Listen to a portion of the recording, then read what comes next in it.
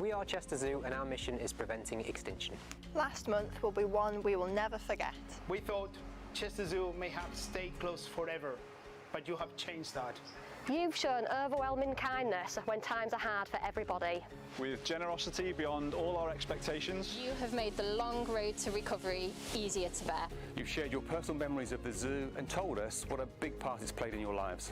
So far you guys have supported us in so many ways, but unfortunately this fight is by no means over and we still need your help.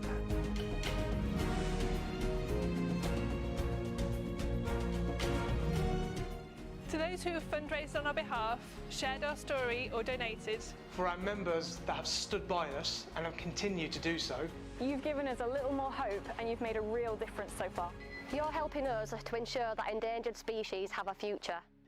For that, whatever happens, we are always thankful. Thank you. Thank you. Thank you. But let's not stop now. Let's continue to save our zoo.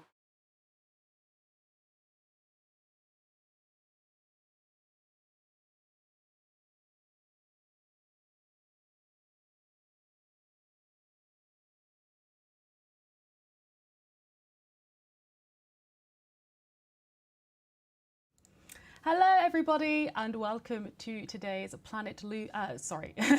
live stream. We are doing a fundraiser for Chester Zoo today. I hope you're all doing very well. And it will be a very fun stream. We've got a lot planned today.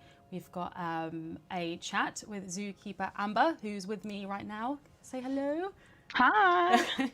We've got a quiz with the Planet Zoo devs and we have a raffle. And the special thing about the raffle today is that for every £1 that's donated from our community, you are entered once into the raffle. And we have some very, very cool prizes, including visits to Chester Zoo.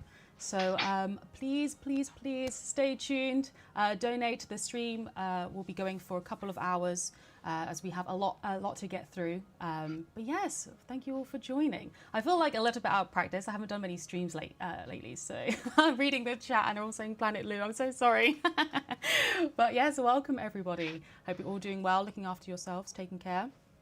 But let's jump into our first segment, which is the Q&A with Amber. So, Amber, hello, how are you? Hi, I'm good, thank you.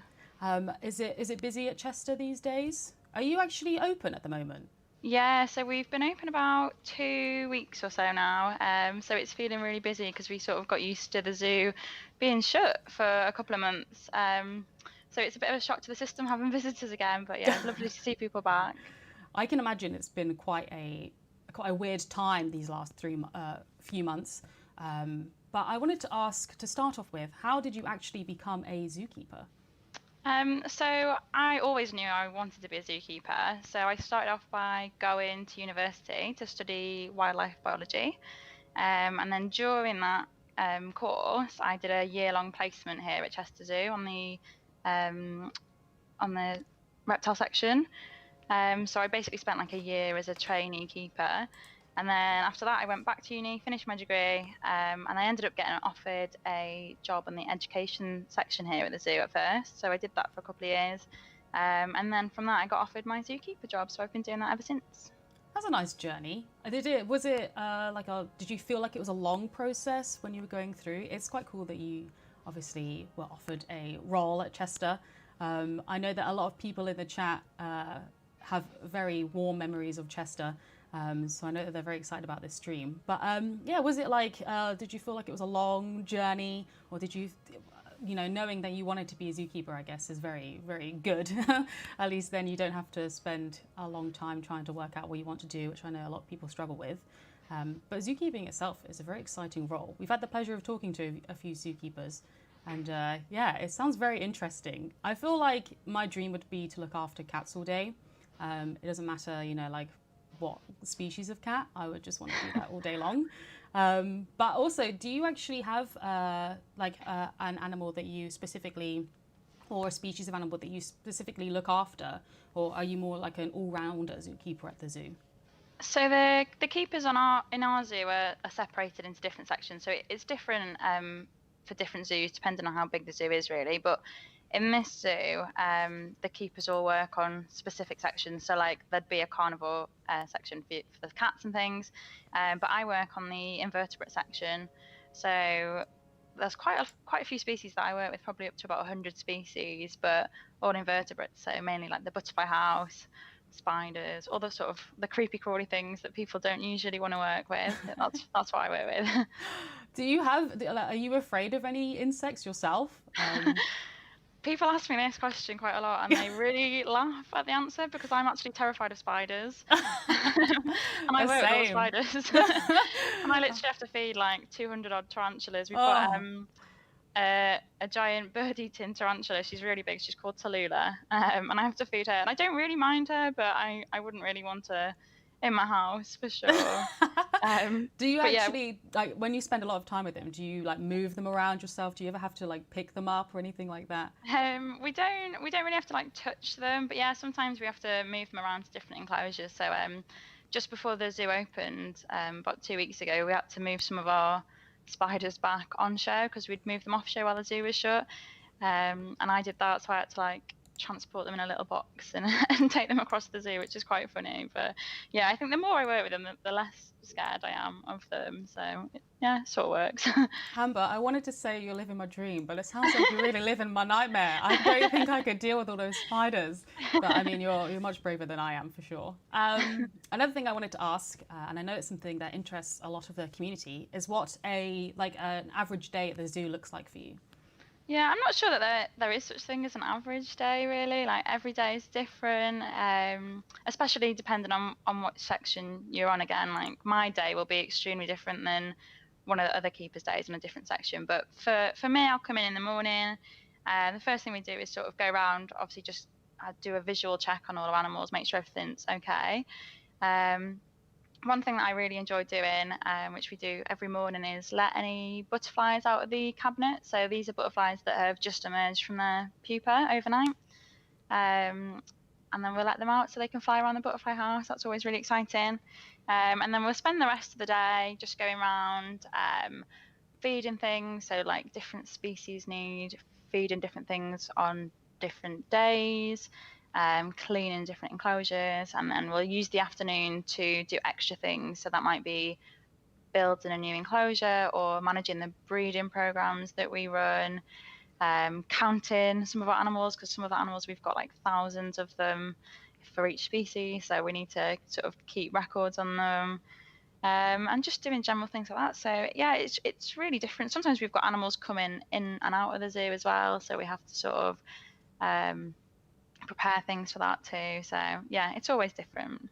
How do you keep an eye on like how many, because these pictures here, you have the snails, right? So how do you, I've had pet African land snails, the giant ones, and when they breed like crazy. There's so many of them. So how do you actually, you know, with as many animals as you have in the zoo, how do you keep an easy tab on the animals? Is there like a process that we all need to learn? Because I'm terrible at maths, so any advice would be good. It's pretty much as simple as it sounds, if I'm completely honest. I'm jealous. Sorry, can you hear terrible. That? Oh, sorry, I wasn't sure if you could hear that. No. Sorry. Yeah, no, it's literally just counting.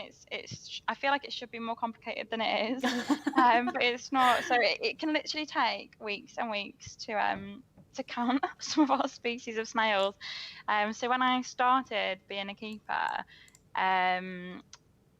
the keepers originally didn't really have enough time to do it, so I sort of took on that job as my own, not really realising why they didn't have time to do it in the first place. So I started, and once I started, I couldn't stop. And it literally takes weeks. So last year I had to get the help of about 8 different volunteers from around the zoo to come and help me with the task, because I couldn't do it myself in the time that we had to do it. Yeah, I sort of made a little method, so you only have to count like 20 at a time, and then you put them into like little piles, little piles of snails to count.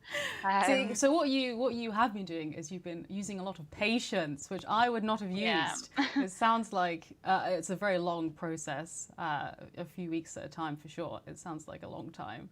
But another thing that I wanted to ask off something that you just said, which was that you have a lot of animals going in and out of the zoo. What is the process for when you have a new animal that joins the zoo to get them from obviously entering the zoo and into their habitat? What is the process? Again, it sort of depends on what sort of animal it is. I'd say on my section it's much simpler than it would be for a lot of like the mammals and the birds instead. But most animals need quarantining when they first come in. So we have like a special quarantine building here in the zoo, and that keeps them separate from the other animals just for sometimes it's a couple of weeks or maybe even a couple of months, depending on where they've come from. We want to make sure they're not bringing any diseases or anything like that into the zoo, make sure they're nice and healthy. And then we'll take them over to their enclosure where they're going to live.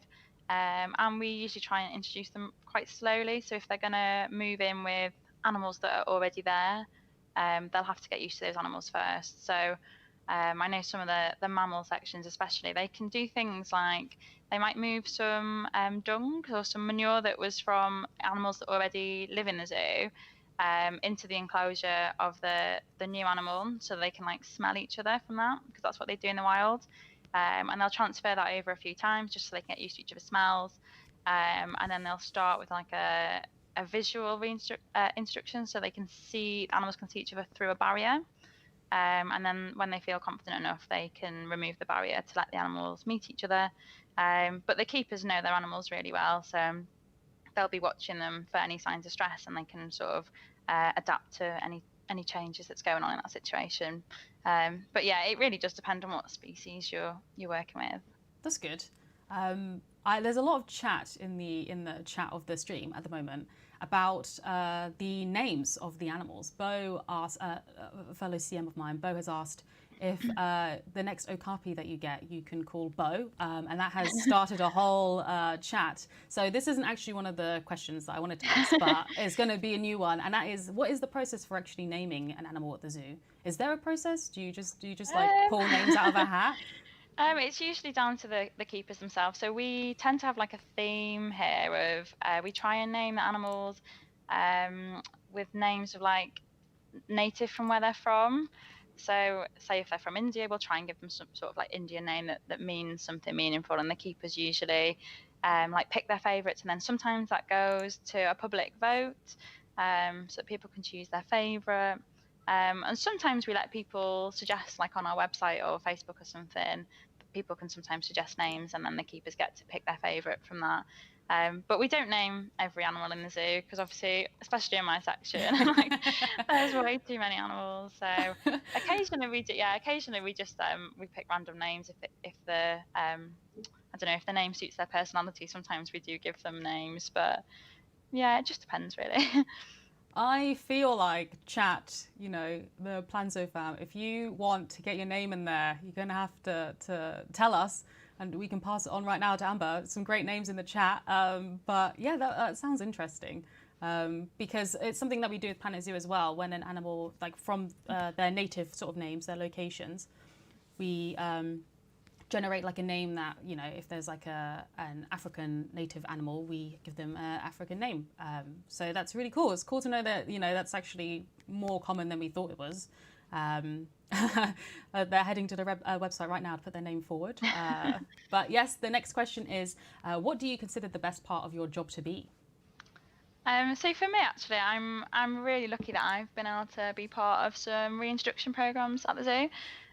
So it's probably every zookeeper's dream to do this, but not every zookeeper's going to be able to sort of directly experience this, unfortunately. But for me, I've been lucky enough to actually go out to Bermuda last year, and I helped with, I think definitely one of the biggest reintroduction of zoo animals back into the wild ever. So I physically was able to release the animals that I was breeding at the zoo back out into the wild, and that's just something that I don't think it's ever going to be beaten, really. It's definitely a highlight of my career.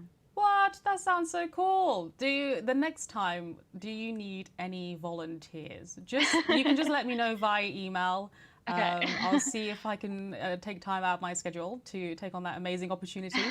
No, that's really cool. Is that something that happens often, or is it more like every few years that opportunity arises? Yeah, it's not something that happens too often as such, really. But yeah, in the last sort of 2 or so years that I've been doing this job, we've done about 3 or 4 different reintroductions. So mainly snails, actually, just because they're really quite easy to breed compared to some of the other species. But even actually during lockdown, just last month or so, we were able to reintroduce some butterflies that we bred at the zoo. So they're a native species to Britain. And we were able to carry on doing that throughout lockdown as well, which is pretty amazing, really. But yeah, in terms of bigger animals, it doesn't happen quite as often just because it's quite a lot more difficult to do. But yeah, we try and do it as much as we can. Obviously, that's the sort of the aim of zoos, really. That's the goal. Yeah. Another question is, do you actually have any animals at Chester Zoo, or ones that you specifically look after, that require some extra care? Yeah, so actually related to the question that we just answered, some of the animals that we look after, the species, when they're going back to the wild, we need to keep them in like really specific conditions whilst they're in the zoo before they go out. So we've got some snails called partula snails, and we have to keep them like in fully biosecure conditions in the zoo. So that basically means that we are not going to introduce any sort of bacteria or parasites or anything that we might have on us from looking after the other animals or from just walking around the zoo into their enclosures, because when they go back to the wild, we don't want them to take that with them, and that could harm the animals in the wild. So for us, it means that we've got to like fully change our clothes and our shoes before we go and service them. We've got to wear gloves all the time, and they're in really like a brand new facility actually at the moment that we just purpose built for them. It's all like climate controlled. They're really sensitive to changes in temperature or humidity, so it's got to sort of match the wild really closely. So yeah, some animals are more sensitive than others in that sort of sense, and we have to try and sort of mimic the wild conditions for them as much as possible. And again, that does help with reintroducing them back into the wild, because they're sort of used to the conditions that they've been living in already. Okay, so it sounds like you deal with a lot of snails. Yeah. And I wanted to ask as well, do you have a favourite animal yourself? Is it a snail? Just putting that out there, just wondering. It's not actually. I think most people would expect it to be after all that. But no, I do tend to quite like the sort of weirder species that most people don't like. For me, I actually really like animals like cuttlefish, which most people don't even think of as animals usually. I wasn't expecting cuttlefish, that's for sure. But they're like octopus, really. And we have just got some in the zoo recently. We've only got them, I think, last year or so. So that was very exciting. But yeah, most people don't really realise about them that they're for invertebrates as well. They're really intelligent. They can like problem solve. They can change colour. They can change shape. They can do all sorts. I think they're really underappreciated, and I think they're really cool. So we need to rename the stream to an octopi appreciation stream, is what it sounds like. Because I mean, I'm a big fan of them too, but they do kind of creep me out as well. I don't know what I would do if I saw one like in person, kind of like stranded on a beach. I feel like I would have to summon all of my courage to kind of like direct it back to the sea. It sounds, I mean, to be honest, the more you've spoken about your job, the more terrifying it sounds to me. You're dealing with a lot of species that I don't really like, but I mean, it's super interesting. And like a lot of the chat are loving what you're saying as well. It sounds really cool. Cuttlefish are cool, apparently. I mean, it sounds interesting. Another thing I wanted to ask is, how did the COVID-19 pandemic affect Chester Zoo? So yeah, as most people probably know, we did have to shut. So we were shut for about 3 months altogether. So that was really weird in itself. So obviously, usually most of our income is generated through visitors. So not having visitors in for 3 months meant we basically had no money coming in, which was really tough in itself. But obviously the rest of the zoo can't shut. Like, the animals still live here, they still need feeding every day. So we were able to furlough like a lot of our staff, but obviously all the keepers and vets and lots of other people still had to come in every day. So in a way it was sort of going ahead as normal to some extent, just without the visitors. But then because of the lack of money, it's had to put like delays on a lot of the things that we would do usually. So when I was talking about reintroductions and that sort of thing before, some of those will have to be delayed now, and a lot of our developments for like new areas of the zoo, new enclosures, that sort of thing, there'll be quite big delays on that now going ahead, just because we've obviously had to save money where we can, because obviously we won't compromise on the welfare of the animals. So the animals don't know any difference. They've just had a bit of a quieter time over the last 3 months with no visitors, but they've had the exact same care that they'd usually have. So yeah, mainly it was just our staff who were really helped us out by staying at home for a few months, but most of them are coming back now, which is, it's really lovely to see everyone back here at the moment. Yeah, that's great. I know that, like, you know, with a lot of zoos around the world, a lot of viral videos, the animals were quite lonely. Is that something that Chester Zoo had to face, like lonely animals with the, you know, with no visitors? They didn't get to obviously see the visitors themselves. Was that something that you had to deal with? I don't think so, to be honest. No, I think I mean, obviously the keepers were still here all the time, and they were giving extra attention, if anything, to the animals, and they're really good with doing lots of enrichment and stuff to keep the animals busy. So no, there's definitely a few animals who do interact with the public when they're here, but I don't think they necessarily miss the public when they're not in. So no, I wouldn't say they were lonely or anything at all. I think they've just had a bit more peace than usual. That's really good to hear. A lot of people are asking why we're doing this stream. This is a Chester Zoo fundraiser. We're seeing links in the chat, so please go through the link to the Just Giving page and donate. We currently have raised over £5,750, which is amazing. And we ask, you know, just to donate if you can.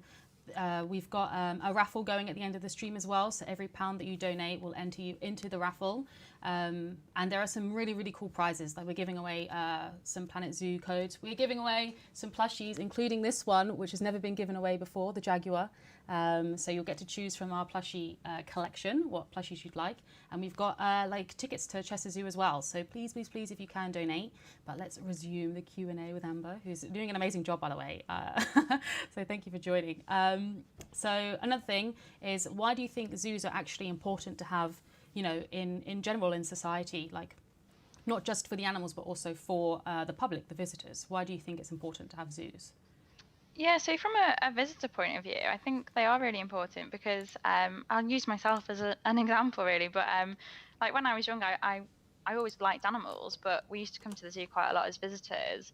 And if I didn't have that chance when I was younger to come here and see all the animals here and learn about them, then I probably wouldn't have ended up doing the career that I do now, which has obviously then helped to save some animals from extinction.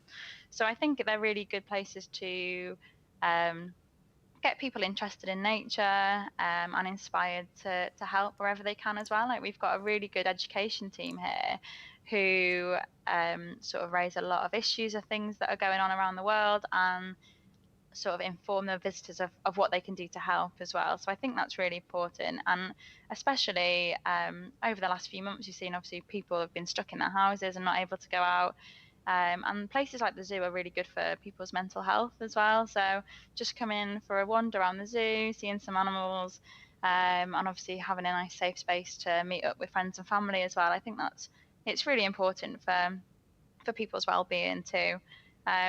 And obviously the zoo is important for the animals. I'm sure most people sort of can see why, but we hold a lot of endangered species here, and we even have some species that are extinct in the wild, so they literally only live in zoos. So that's really important, and obviously the aim, like I've been saying already, is to get some of those reintroduced into the wild. And we obviously use the funds that we make from people coming into the zoo to go back into the wild and help to save these populations in the wild. So that's the big picture, really. It's all linked to each other, and the visitors and the animals. That's great. I was just reading the chat, and we have a couple of questions. So they're going to be a bit random, but I've been checking them. Forumtastic asks, what is one of the animals or programs that you're most proud of at Chester Zoo? For me personally, I'd say probably the reintroduction programs, because like I said before, it's literally the biggest reintroduction of animals ever from a zoo into the wild. So that's the Bermuda snail program. So you'll be able to read a bit more about that either on our website or just on the internet if you wanted to have a little look. But a couple of other programs is our Asian elephant program, that we've got elephants here, and we've been able to raise a lot of money into the research of the disease that's been killing them quite a lot. And we've made really good progress to that, and helping to save elephants not only in zoos but in the wild as well. So that was quite a big breakthrough last year actually, which I'm really proud to work here for that as well. That's incredible. Another question from the captain says, does Chester Zoo do much work with native species? They've said, I know Zookeeper Amber mentioned her work with butterflies, but do they work with other species? Yeah, so we are in partnership with a lot of the sort of nature organisations around the country as well. So we help to support other programmes, like we've helped to support relocating of pine martens into areas where they didn't, they used to exist, but then they went extinct locally for a while.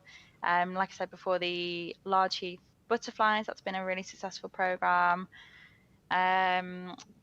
Can't think of any more off the top of my head now, but there is actually quite a few. We used to work with a fenraft spider as well, which we introduced, and we've also got sand lizards as well, actually, which we breed here, and they were reintroduced back into the wild quite a few times as well. So yeah, there's quite a few different species that we work with from Britain too. That's cool. So this is the last one I'll pull from the chat, and that is Toves Play says, can I ask, are there a lot more animals behind the scenes that guests don't see? Yeah, there is. Yeah, so that usually surprises people actually. Most of the animals that I work with are off show, so the majority of the invertebrates are. And then also, yeah, animals that we are trying to focus on for breeding and especially reintroduction programs, they tend to be off show. So we've also got some Scottish wildcats here. That's another native species actually as well. But they're completely off show. And even the keepers don't really see them. They sort of go in, look after them, feed them and stuff, but they try and minimize contact with them. And that's just so that the animals don't get used to humans, so that they can be reintroduced back into the wild soon, and they won't be like domesticated at all, because that's not what we want. So yeah, generally the animals that we sort of need to focus on breeding intensely, they are usually off show. Yeah. That's really interesting. The Scottish wildcats, you say? Some more cats? I love a cat. I will do some research into that. Yeah, they look like a tabby cat. They're very cute. I'm Googling right now. I need to see this tabby cat. I need to see Scottish wildcat. I love cats. Oh my goodness, they're so cute. Oh my goodness, they look just like cats. Like, yeah. They don't look even remotely any bigger. Oh my goodness. Okay, everyone. Okay. Let's change the game for me. So some good news. We've raised over £5,800, everyone. Thank you very much for donating. Please continue to donate. As I said, you get entered into the raffle. Any and all cats, says Heather. Yes, absolutely, I agree. We'll continue the Q&A now, which is the next question. So how can people show their support to Chester Zoo? So you could obviously donate, so there'll be links on this that you can donate to if you want to, but anything really that helps us to get any sort of money. So you could buy a membership or adopt an animal from the zoo, and you get like a cute little cuddly toy and stuff from that. Visiting the zoo would be really good, and also just sharing the love, really. I think there's a lot of zoos do get a lot of bad press a lot of the times too, so I think it's always good to have people sticking up for us and sharing the good work that we do as well. So just sharing things on social media, that kind of thing too. But yeah, hopefully even visiting us soon, and we'll really look forward to seeing everyone's faces here. Yeah, it's been great. You know, we saw that you held the fundraiser, and I mean, it was over 2.5 million, I think, which is incredible. But I know that, you know, as a lot of people in the chat who play Planet Zoo know, it is expensive to run a zoo. You know, like with our experience of a virtual game, you know, people go into debt a lot in the game. So like, it's understandable like how quickly you can go through this money. So it's amazing that you've raised obviously that amount, but if we can continue to raise more, like we definitely should. We've had over 35 supporters so far, so thank you very much, everybody. But yeah, like as I said, there is a big raffle, so you know, take part, especially if you want to visit Chester Zoo. They do have some tickets going, so every pound that you donate, so you only have to donate £1 to get entered into the raffle. Every pound that you donate is one entry into the raffle, so the more you donate, the more chances you have of winning. So one of the final questions, the penultimate question, I believe, is what is your favourite animal fact? I love this question. Hopefully you won't actually say anything that's on our quiz later. Oh, I've not seen it, but I hope not. How family friendly does this fact have to be? Well, let's go for PG. But then if it sounds like it's going to be a really interesting fact, I might inquire further. Okay. Well, I might leave the fact that I had them before because.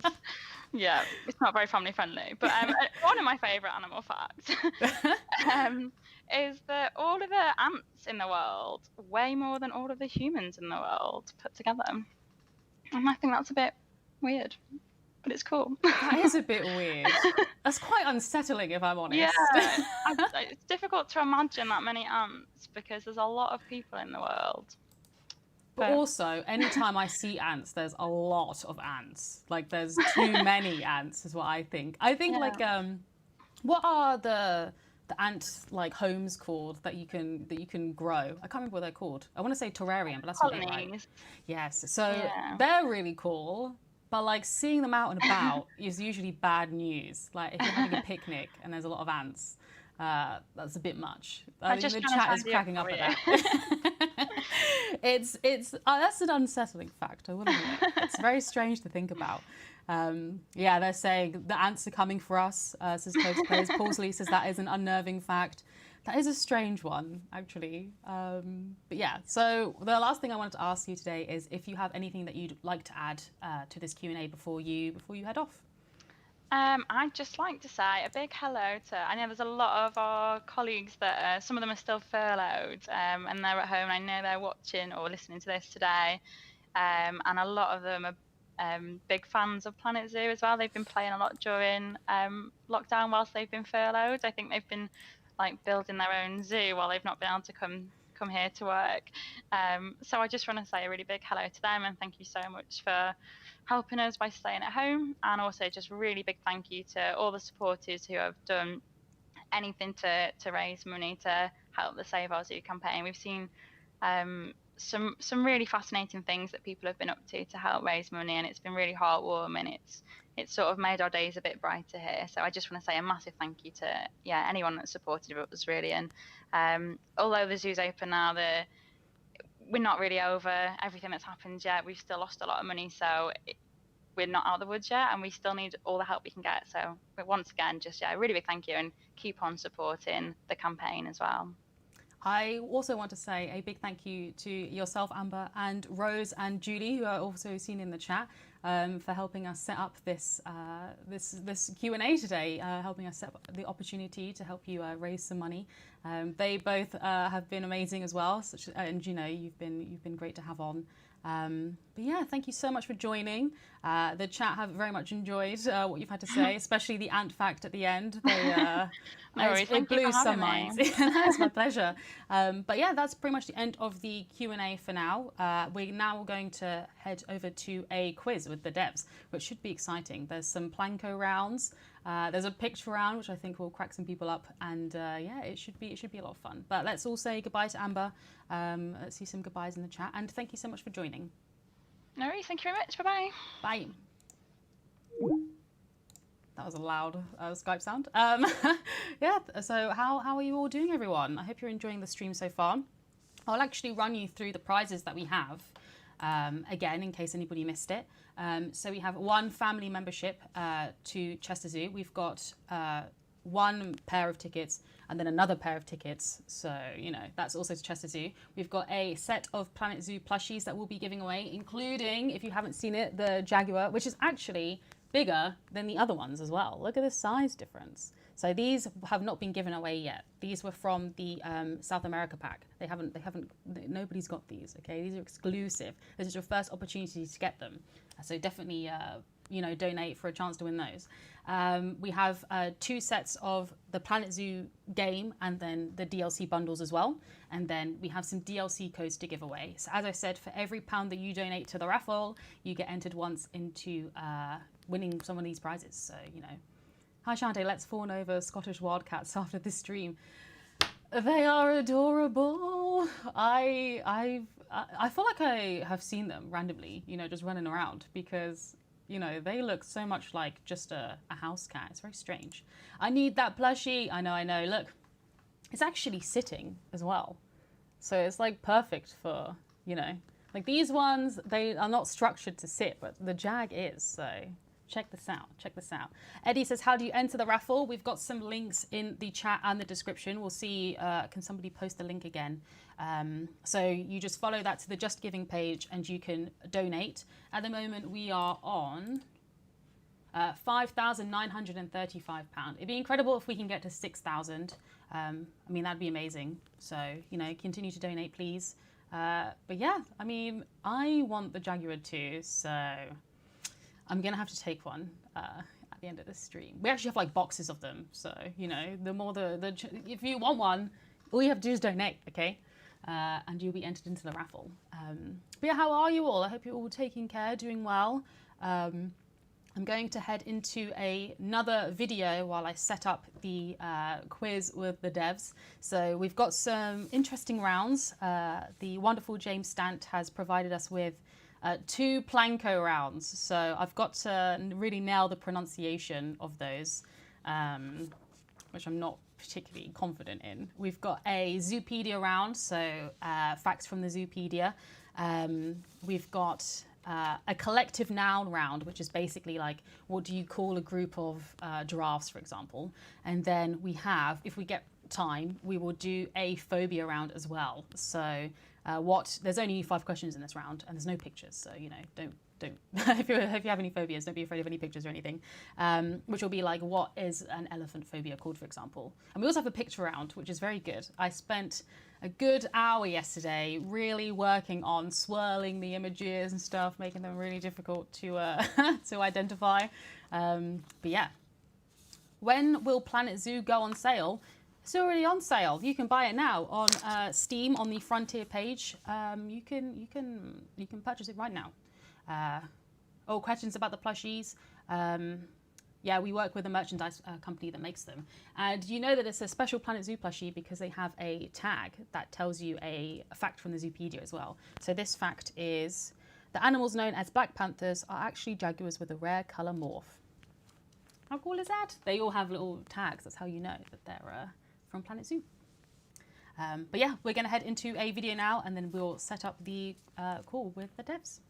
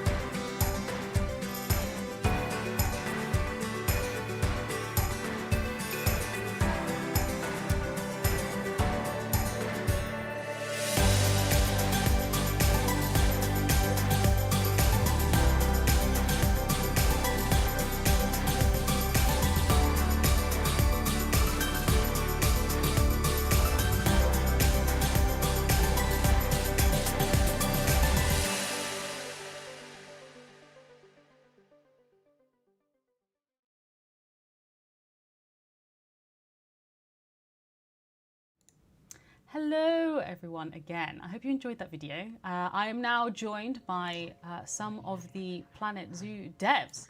So here you are everyone. Say hello. Hello. Hello.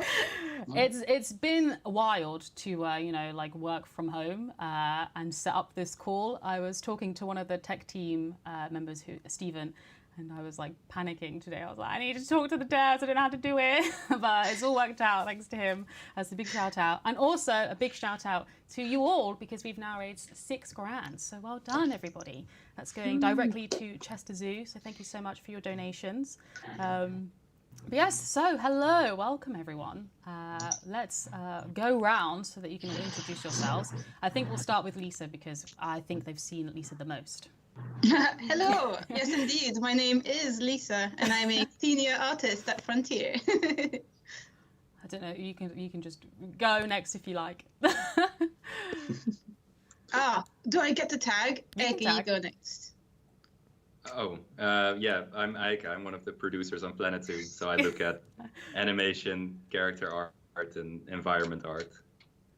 You've got a tag. You've got a tag. I've got a tag. Can it be Dave's guinea pig? Yeah. So this is Pickle, and if you're lucky, you might see Chutney at the back as well. Pickle's the white one. And yeah, I work in a zoo from home. I'm Dave. I'm a designer and I work on animals primarily on Planet Zoo. And then Emma. Yeah, I'm Emma and I'm also a designer on Planet Zoo and I work a lot with Dave on a bunch of stuff, really. We're getting some very excited people in the chat about that guinea pig. There was a lot of hype. Eddie thought it was a ferret. No, it is a guinea pig. There's actually two. So, I mean, everybody stay tuned for Chutney at the back. If you get the opportunity, you know. So we'll start with the Planko round because it's one that I've been dreading the most due to pronunciation. So if you'd like to take part at home, which of course you can, we will be doing the answers at the end of the round due to the chat delay. So the devs will be keeping their answers on like a piece of paper. You can of course take part in the chat, that's not a problem, but then we'll do the answers at the end of the round. So these are the first 5 questions, which are multiple choice. And I've got to do a lot of pronunciation here. And I'm not jazzed about it, James. So the first question is, there are over 35,000 what at Chester Zoo? The first one, you get, there are prizes for, there's not really prizes. But if you have, we're getting a lot of feedback. Does anybody know where that's coming from? I might turn down the chat itself. I think it's Chutney. Typical Chutney. So if you actually know what the translation is for these Planko words, big prizes to you all in the form of smiles. Okay, so there are 35,000 what at Chester Zoo. The first one is Moopy. The second one is Bulb Kamuxi. The third one is Pout Chinny. And the fourth one is Toy Telly. That sounds like it should be a pasta. I know. When I read it, I thought it said tortellini. I was like, what is this? That's a lot of pasta. Sign me up. So, if you think that you know, I can do it again. I can tell you again so that it's... Could you repeat? Please? I can do. You think it's going to help? It's multiple choice. So, you know, you've got to just say A, B, C, D, and you've got a 25% chance of getting it correct. So, one is Moopy. Sorry, the question is, there are over 35,000 what at Chester Zoo? A, Moopy. B, Bulb Kamuxi. C, Polt Chinny. And D, Toy Telly. Sorry, I was reading the chat and Rudy was like, Fella Moopy. It cracked me up. Okay, so I hope you're all prepped. We're actually getting some correct guesses. Oh wow, that's tough. Blame James, okay? I'm just the messenger. This is pro mode. I think James is in the chat as well. Yes, he says read the English too. No, that's too easy. That's too easy. I will for the harder ones, but I think this one is actually quite nice. We know what Moopy is from our experience as players. But for the second one, I will actually read the English. So question 2. What is the longest snake in the world? Got that feedback again. That is such a loud noise. Does anyone know what it is? I think it's me. I'll mute when I'm not talking. Okay, what is the longest snake in the world? So A, yellow anaconda. So these actually have a really long translations. Okay. So It is Terp Eli Nakondu. I feel like I'm nailing these, James. Please let me know if I am. B is boa constrictor, which is Buo Kanzak Tunner. C is eastern brown snake, which is Et Erna Werb Slisa. And D is reticulated python, which is Recutil. No, actually, this is a really long one. Recutilon Python. Some of these, James really nailed these these translations, because when you read them, they look identical to the words. So I'll do the English again. What is the longest snake in the world? The yellow anaconda, the boa constrictor, the eastern brown snake, and the reticulated python. These are your choices. Aiko, what's so funny? You're going to have... People are going nuts about chutney. It's great. Chutney has appeared. Everybody, meet Chutney. That's exciting. Okay. Are you ready for the next question all? Question 3 is, how many miles of pathway does Chester Zoo have? I knew that you guys wouldn't know these, but this is the fun part. This is when the chat gets to take part. Okay, so A is 7, which is Taban. B is 9, which is Nern. C, 11, Underteller. And D, 13, which is Terre-teller. Got it. Sorry, the comment. I just read a comment. And it says, Dave Jones says, Pickle's distracting us while Chutney's in the back with a pneumatic drill. That really got me. Okay, so the next question is, the Bactrian camel takes its name from the Arabic word for what? In Planko, the word is bel-emi. So A is beauty, B is bumpy, C is bouncy, and D is bossy. Perfect pronunciation, Chanté, says Jane. Thank you very much. Bo says, I heard tagliatelle twice. I didn't say that, Bo. Okay, so to go through those again. The Bactrian camel takes its name from the Arabic word for what? In Planko, the word is bel-emi. So A, beauty, B, bumpy, C, bouncy, and D, bossy. Rudy. Okay, question 5. B should have been bossy, but that's just a little bit of feedback. Okay, so question 5. Leafilum Niewerk is the translation of what Chester Zoo attraction? So A, talking chair, B, treetop challenge, C, dormouse garden, or D, tropical realm. What? Who comes with these names? This is great. So the Planko again is Leafilum Niewerk. James, when you invited me in for a new session, I'm on par today. I could go straight out of this and start recording. Can you go for the answers again, Chanté? Yep. So A, talking chair, B, treetop challenge, C, dormouse garden, and D, tropical realm. Okay. So that's the end of our first round. Let's hear how you all thought you did. Really good. So just to let you all know why we're doing this today, in case you just joined, we are doing a stream to raise money for Chester Zoo. At the moment, we've raised over 6,000. So, congrats to you all. And for every £1 that you donate, you are entered into a raffle with some really, really cool prizes. So please continue to donate. Sorry, I'm just reading the chat. Funny. But we're going to do the first round of answers now. So question 1, the answer was Moopy, which is animals. So there are over 35,000 animals at Chester Zoo. From the famous phrase, when will Moopy go? But all I can hear in Question 2, what is the longest... Sorry, which was that A? That was A, right? yeah. All right. So question 2, what is the longest snake in the world? The answer was D, reticulated python, which is Recutilon python. Okay. I definitely did not get that one. Question 3, how many miles of pathway does Chester Zoo have? The answer 13. is C, which is Onderteller, Oh. which is 11. I hope you're all doing very, getting these answers correct in the chat. I'm sure you are. We've got some very smart people in the chat.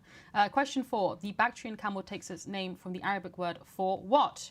The answer is A, beauty, which in Planko is Belemi. Really hoping it would be bossy. The question 5 is, Leafy Loom Niewerk is the translation of what Chester Zoo attraction? The answer is B, Treetop Challenge. Oh man, I had that down first and then I swapped it. What did you swap it to? What did you swap it to? The tropical realm. Is it B or D? B. B. Yeah. Oh, that's the same thing as Lisa did. So how did you all do in the chat? Let us know. Paulsley says over 35,000 animals. Wow. Oh, Callum, yes, it's. We think it will run to about 4/4:30. But how did you all do? Let us know.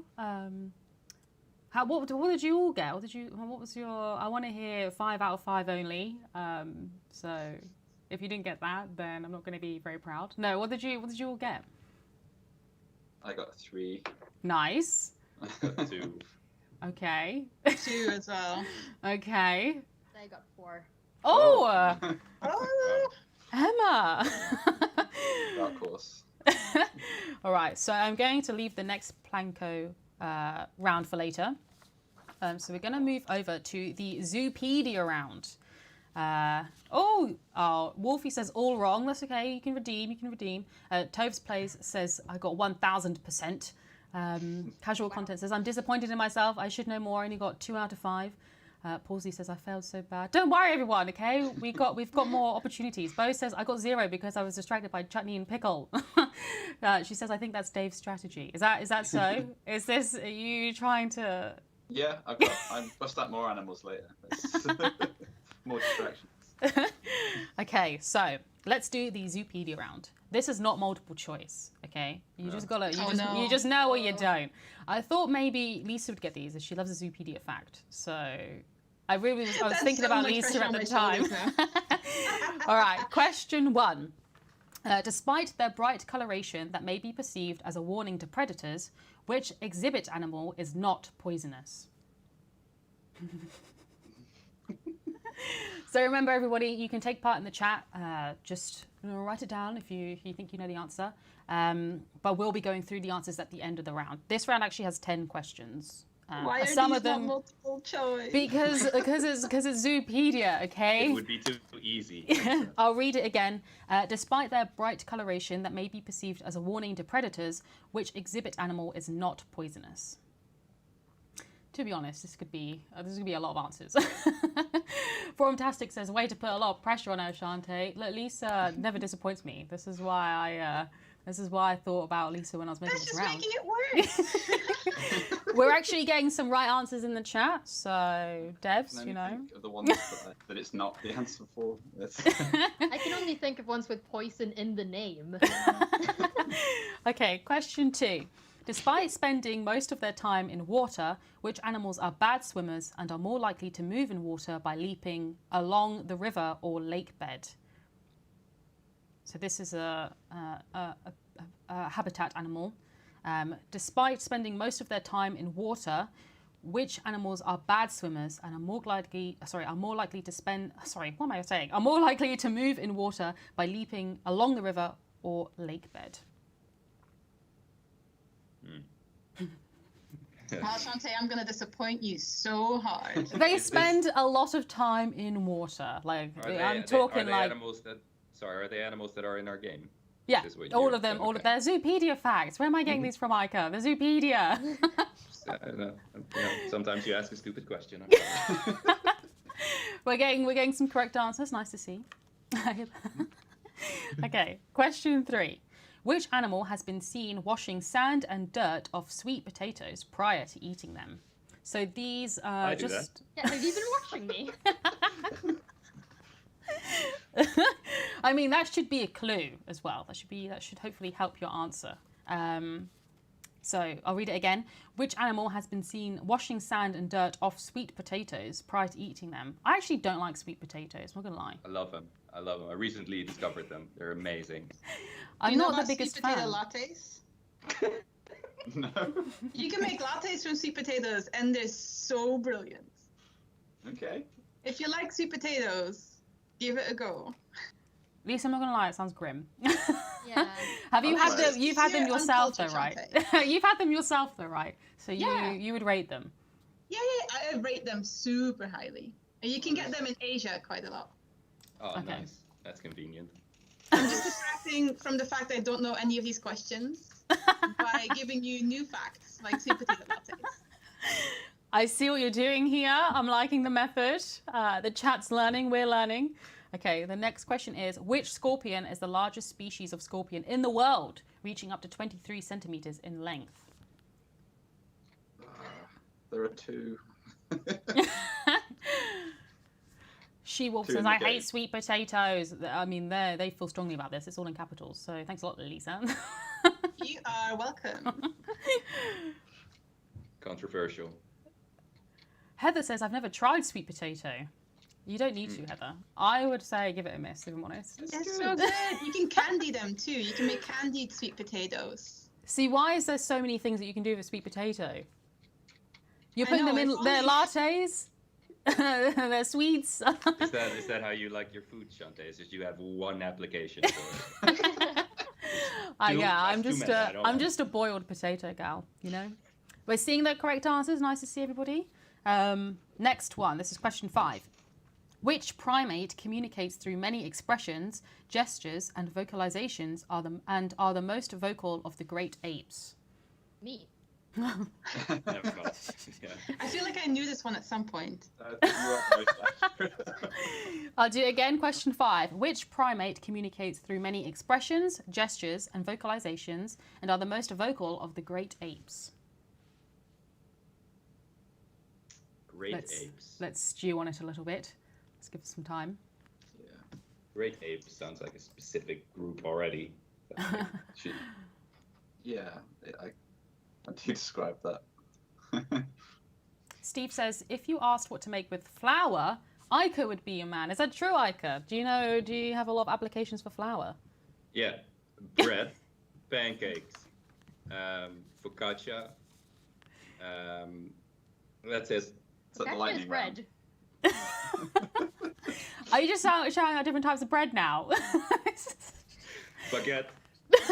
Croissant. That's also a bread. Yeah. Most of this is bread. These are some great answers. Ica, thank you. I help. We're all learning. We're all learning. Okay, question 6. This one should be a lot easier. During the winter months, which animal? Sorry, I said it's going to be a lot easier, but that's just because we posted this as a fact fairly recently. Okay, so during the winter months, which animal feeds on frozen sedges in the snow? And I think it's lichen from rocks. Lichen? I don't know. How do you pronounce that? Does anyone know? Lichen. Lichen, that's what I thought. Okay. During the winter months, which animal feeds on frozen sedges in the snow and lichen from rocks? The answer to the last question, question 5, was not humans. So, just so you know. Yeah, we don't have humans have to in the revisit 5 Zoopedia. again. Okay. Okay, nice. Right. Question 7. Many females of this species break into termite nests and lay their eggs inside them because the termites repair the damage afterwards and thus shelter the eggs. Which species does this? This one is humans. I'll read it again. It was a pretty long question. Many females of this species break into termite nests and lay their eggs inside them because the termites repair the damage afterwards and thus shelter the eggs. Which species does this? So for question 6, actually, while you guys are thinking about question 7, for question 6, I'm seeing a lot of the same answer in the chat, and I just want to let you know that that answer is incorrect. So No, that's please rethink that answer. I'm seeing a lot of the same answer, but it's actually incorrect. I'll read question 7 again because it is pretty long. Many females of this species break into termite nests and lay their eggs inside them because the termites repair the damage afterwards and thus shelter the eggs. Which species does this? I'm very ashamed to say that I totally wrote down anteater. until I realized they don't lay eggs. I was thinking that too. Look, like, Bo, anteater. Bo said the same thing. Bo said anteater too. So Yeah. I think you were both on the same wavelength. Wavelength. Okay. There's a let's- lot we don't know about animals. All right, question 8. This one should be a lot easier. Which species is an apex predator, as they are only threatened by humans and tigers?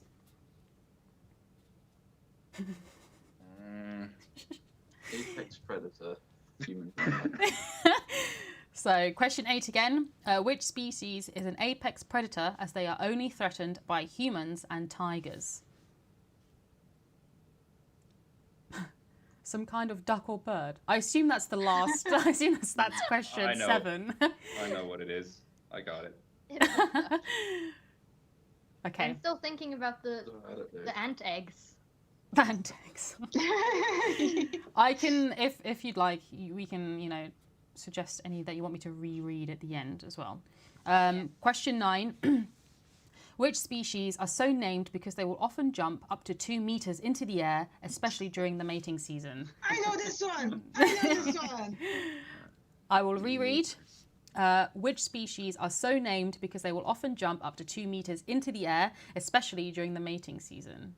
Soy sauce If I says. did not actually know this one, I'm going to be so ashamed. Because I made this whole big spiel out of it. Soy sauce says this is hard. It's a quiz. It's a quiz. It's supposed to be difficult. But we do have some. I was going to say easier, but they're not. But we do have a picture round, so at least you have the visuals. Pausley says, at this point, I'm realizing how stupid I am. No, it's not supposed to be easy. That's the point. We'll do the last question. In 2005, an animal called Babu escaped from Birmingham Nature Centre, UK, into the city centre. He became a local celebrity and was named Brummie of the Year in 2005, the only non-human to ever win the award. What species...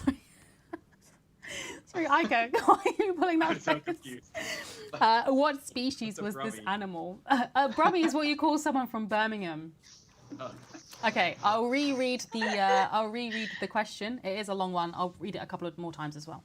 Okay, in 2005, an animal called Babu escaped from Birmingham Nature Centre, UK, into the city centre.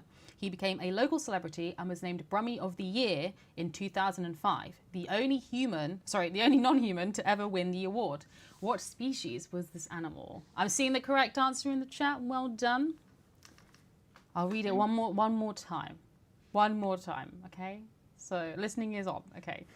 In 2005, an animal called Babu escaped from Birmingham Nature Centre, UK, into the city centre. He became a local celebrity and was named Brummie of the Year in 2005, the only non-human to ever win the award. What species was this animal? I think we have to imagine that it's not a threatening animal, because I can't imagine that a threatening animal would win Brummie of the Year 2005. No, that's not what Brummies are about. You can't be threatening if you're a Brummie. Okay, are there any that you need me to reread? Yeah, the first one. Okay. Question 1 was, despite their bright coloration that may be perceived as a warning to predators, which exhibit animal is not poisonous? Are there any others that you need me to reread? Number 7, please. Yep. Question 7. Many females of this species break into termite nests and lay their eggs inside them because the termites repair the damage afterwards and thus shelter the eggs. Which species does this? Casual content says no clue. Same. You and me both, friend. You and me both.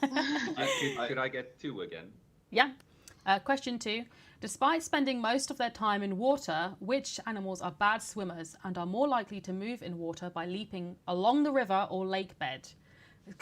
This one should be quite breezy. I feel like, Ika, I feel like you're really aiming for the skies here, and it should be... I'm making it too difficult, I think.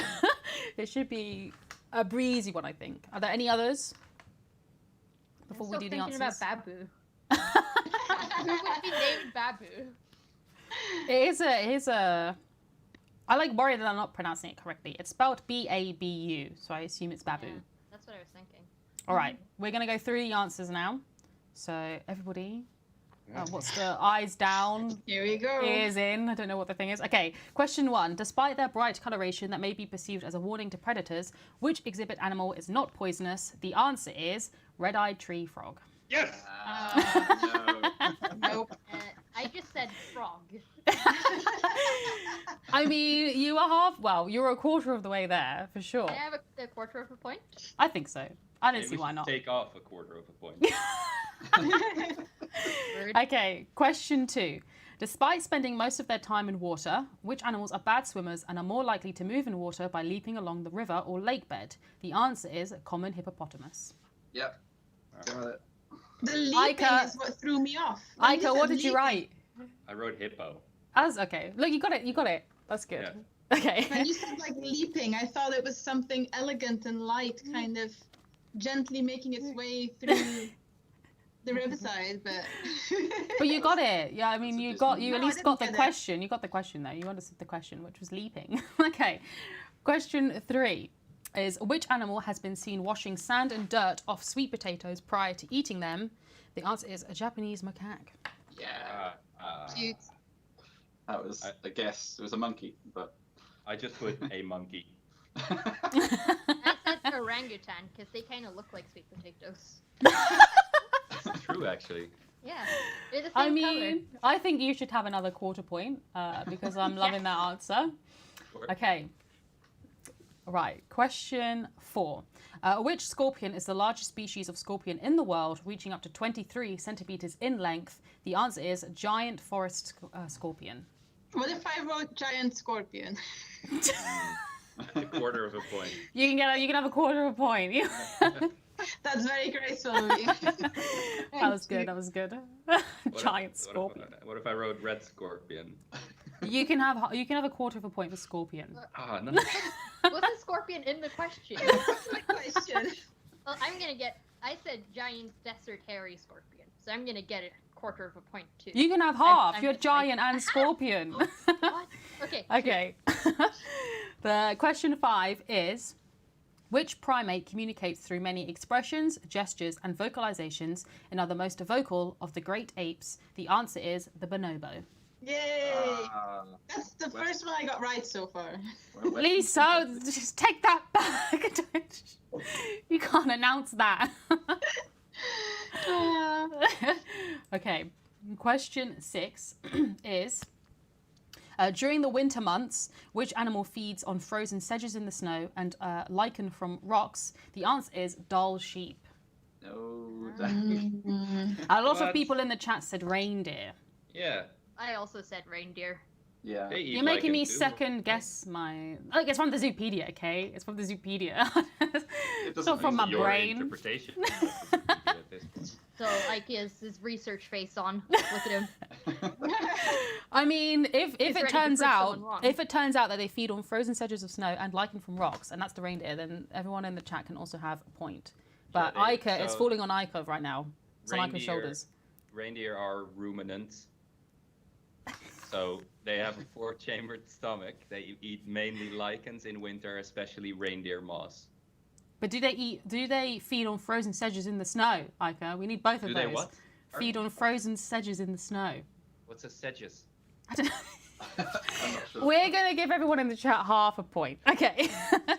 Does Question. that mean we get half a point too? Yeah, Yes. Oh, Question yeah. 7 is, many females of this species break into termite nests and lay their eggs inside them because the termites repair the damage afterwards and thus shelter the eggs. Which species does this? The answer is the Nile monitor. Yeah. Oh my. What? Oh, really? Yeah. I thought it would be a beetle. A beetle? Which species lay Yeah. eggs? Do beetles lay eggs? Like I was just thinking that like if you're a big animal, you don't want to be born in a termite nest. It's horrible. But then they can break out really easily. And you have tons of food around you, possibly, if you eat them. Yeah, or they'll eat you first because you're a baby. That's true. It just doesn't sound like a good idea. Heather has definitely learned a lot today. Well, that's what it's all about, you know, education. Okay, question 8. Which species is an apex predator as they are only threatened by humans and tigers? The answer is wolves. No. A crocodile. I was there. What did everyone in the chat get? Let me hear it. Okay, question 9. Which species are so named because they will often jump up to 2 meters into the air, especially during the mating season? The answer is springbok. Yeah. Yes. That's. I was thinking about it. That's the Dutch word for jump, is spring. So I was like, Yeah. something going on there. But we also say spring for jump. Really? Yeah, Do like you? if Yeah, you you have spring. spring in your step. Yeah. Oh. Okay. I think this was the hardest question, if I'm honest, because it's very obscure. It's question 10. In 2005, an animal called Babu escaped from Birmingham Nature Centre, UK, into the city centre. He became a local celebrity and was named Brummie of the Year in 2005, the only non-human to ever win the award. What species was this? The answer was red panda. Yeah. Oh. Well, we saw I a said lot of people get that right. So a lot of people get that Flamingo. right in the chat as well. So well done, everyone. Brummie of the year, the flamingo.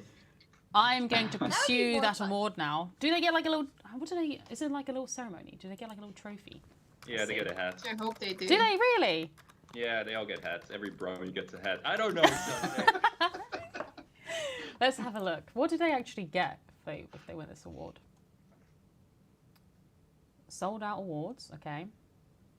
They're hosted by Heart FM. Live entertainment. It doesn't actually say what they win. All the bamboo you can eat. Best prize. Okay, so at the end of that round, which was the Zoopedia round, we're now going to move on to the collective noun round, which is multiple choice, so it should be a little bit easier. But in case you don't know why we're doing this today, everybody, in case you just joined, it is a charity fundraising stream for Chester Zoo. So far we have raised almost £6,200. We're on 6,190. Would be cool to go to the 200. So if we can get the link in the chat. Basically what this is for is because Chester Zoo, which is based in the UK, had to shut down during obviously the pandemic when we locked down. And obviously they accrued a lot of debt because they were still running the zoo but not getting any income. So they've actually raised over 2.5 million so far. But as we know from our Planet Zoo experience, it's very easy to go into debt very quickly when you don't have any income and you're running a zoo. So while that amount sounds like a massive, crazy amount, there's really no knowing how long that would last them. So we're doing our bit and trying to raise some money for Chester Zoo, which is a zoo that the devs visited actually before, when they were coming up with like Planet Zoo ideas. So it is one that's close to Planet Zoo's heart. And if you do donate, every pound that you donate, you get entered into a raffle. And the prizes are 1 family membership. We've got 1 pair of tickets and another pair of tickets to Chester Zoo. Set of Planet Zoo plushies, including the incredible jaguar, which has never been given out before. Look at this, okay? It's so cute. If you compare it to the other size as well, they're much bigger. So they're really cool. We're going to be giving away Planet Zoo base game and DLC bundles. And then we're going to be giving away DLC codes as well. So you only need to enter £1 to be entered into the raffle. So yeah, please donate if you can. We'll do the collective noun round now. Okay, question 1. A group of cheetahs is called a what? A, parliament. B, government. C, coalition. D, alliance. Also, with this round, there are some animals do have multiple collective nouns, but the answers that I've given, only one of these is correct. So, they may have other collective nouns as well, but this is the only correct answer out of these ones. So I'll do question 1 again. A group of cheetahs is called a what? A, parliament. B, government. Why did I say it like that? Government. C, coalition. And D, alliance. Gosh. Seeing some correct answers, nice to see. Okay. Question 2. A group of aardvarks is called a what? A, candle. B, bulb. C, lighter. D, flame. We'll do it again. A group of aardvarks is called a what? A, candle. B, bulb. C, lighter. And D, flame. That's a weird one. Yeah, it is one of our Zoopedia facts though as well. So just saying. Just So saying. it's a good job I don't know what it is. Okay, we'll go on to question 3. A group of camels is called a what? That is camels. A, convoy, B, trailer, C, caravan, or D, truck. A group of camels is called a what? A, convoy, B, trailer, C, caravan, or D, truck. Bo knows it, see? Bo knows it. This is round actually has 10 questions, so, but we're going through them quite quickly. Question 4. A group of frogs is called a what? A, troop, B, army, C, force, or D, military. You're doing well, Emma, don't forget it. You're doing well. We'll do it again. A group of frogs is called a what? A, troop, B, army, C, force, or D, military. Just imagine all of those. Yes. Any army amazing. Okay, question 5. A group, I really like this one actually. This one cracked me up. A group of rattlesnakes is called a what? A, conga, B, rumba, C, jive, and D, salsa. That's a group of rattlesnakes is called a what? A, conga, B, rumba, C, jive, or D, salsa. It was like funny trying to come up with the multiple choices. I had to rely on my my ballroom expertise, my all 4 years of it when I was younger. I need to look this one up actually, because the letter that I wrote and the actual answer are both different. So I need to check now. Well, at least you're prepared.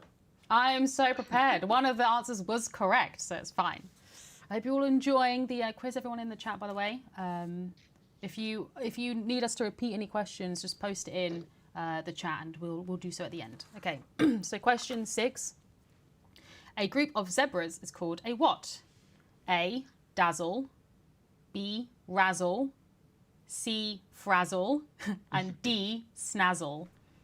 That's a group of zebras is called a what? A, dazzle, B, razzle, C, frazzle, or D, snazzle. Give them a bit of the old razzle dazzle. Okay, question 7.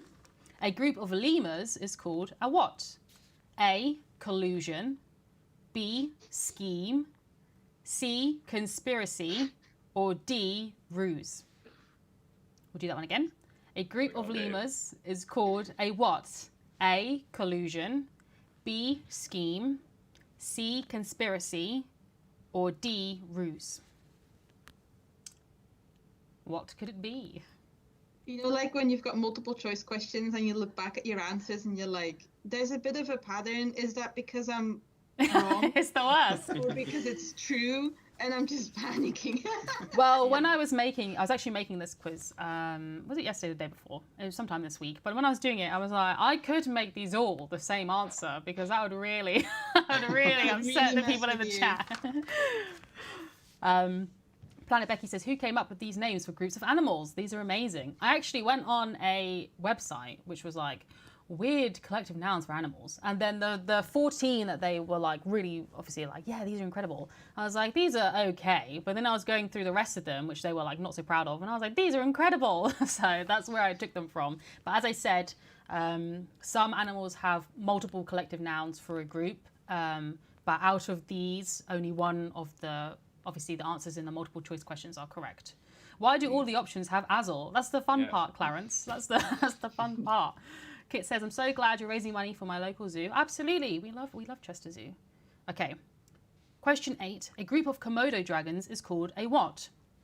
A, bench, B, bank, C, bond, D, branch. We'll do that one again. A group of Komodo dragons is called a what? A, branch. Nope. A, bench. B, bank. C, bond, or D, branch. Right. I'm going to do it again because I did it wrong. So a group of Komodo dragons is called a what? A, bench, B, bank, C, bond, or D, branch? Yeah. Pausley says, well, this stream made my wife want a guinea pig. Thanks a lot. At my family's home, we actually have 14 guinea pigs. Is that legal? Is that allowed? Can you have that? We have multiple hutches for them, and then we have about 4 rabbits as well, and we have 3 cats. No, we have 4 cats. Sorry. Do you have a little picnic table where you feed them all at once? No, but I'm going to pitch that. I'm going to say that's a necessary addition to the household. Okay, question 9. A group of hyenas is called a what? A, laughter, B, chortle, C, giggle, or D, chuckle? A group of hyenas is called a what? A, laughter, B, chortle, C, giggle, or D, chuckle? What could it be? A group of Komodo dragons should be called a squad. I mean, it might be. It might be, Bart. You just have to... I've just taken... As I said, like, there are multiple, so it might be. Okay. It's called a nightmare. I think there is something called a nightmare, but I can't remember what it is. I'm sure there is. Is it crows? Let's No, have a that's look. a murder. That's a murder, right? Yeah. A nightmare of... No, doesn't say. Sorry. Right, let's do the last question. A group of iguanas... Oh, sorry. I feel like I'm hitting my mic. A group of iguanas is called a what? A, clutter, B, jumble, C, mess, or D, shambles? One more time. A group of iguanas is called a what? A, clutter, B, jumble, C, mess, or D, shambles? Are there any that you need me to repeat? I'll also wait for the chat to tell me if there's anything that they need me to repeat. But are there any that you need? I'm okay, but 7 is my favourite, so... can you A do that 7. A group of lemurs is called a what?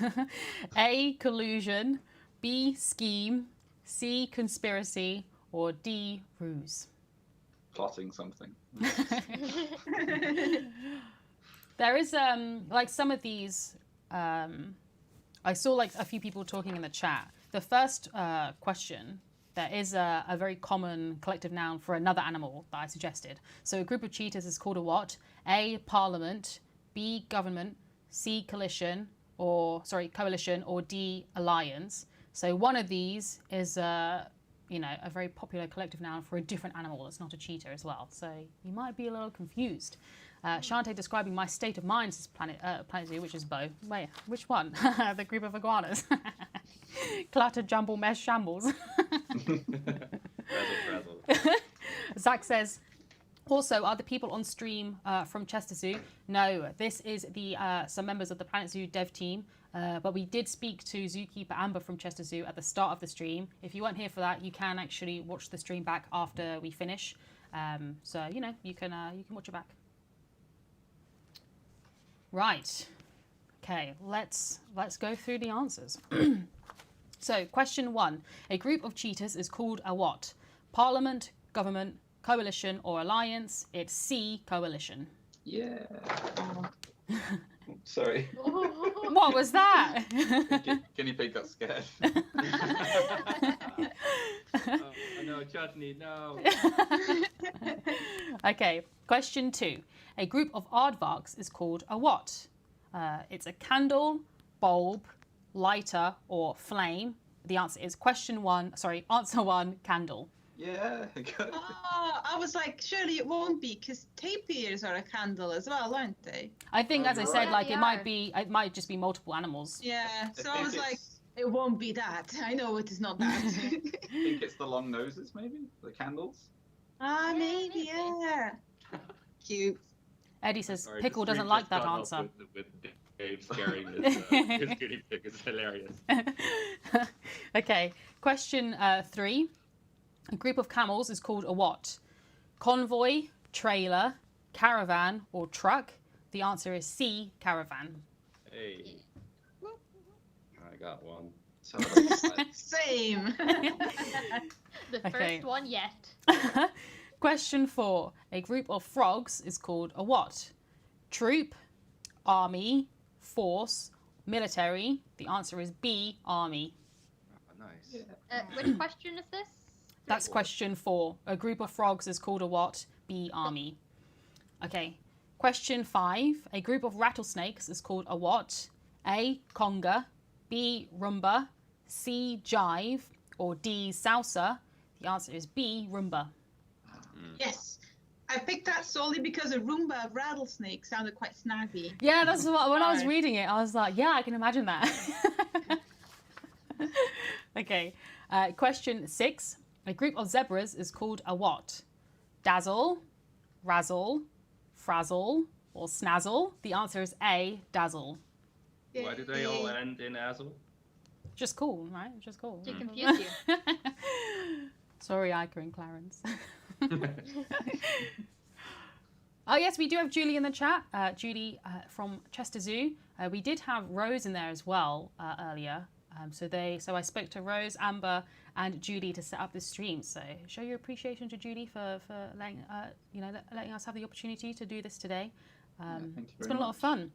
Okay, question 7. A group of lemurs is called a what? A. Collusion. B. Scheme. C. Conspiracy. Or D. Ruse. The answer is C. Conspiracy. Right. This was your favorite Monday. I want it to be a scheme of lemurs. I just thought it was fun. Okay, question 8. A group of Komodo dragons is called a what? A. Bench. B. Bank. C. Bond. Or D. Branch. The answer is B. Bank. I was thinking bench of Komodo dragons just sound like they're all gym rats and they're just like pushing weights and stuff. The bank is more boring. They gotta get their gains. Go do their I feel lifts. like with multiple choice, maybe it would be better if you had 2 options, because I just feel like I've got 75% to get it wrong, and it's too much. What if there was just one option? Then Oh. you always get them all right. That's good. Yeah. Okay, question 9. A group of hyenas is called a what? Laughter, chortle, giggle, or chuckle. The answer is D. A chuckle. I thought this one was particularly tough myself because I was like, for me, I would have gone with laughter because that's what I associate with hyenas. But it's a chuckle. All right. Question 10, the last one in this round. A group of iguanas is called a what? A. Clutter. B. Jumble. C. Mess. Or D. Shambles. The answer is C. Mess.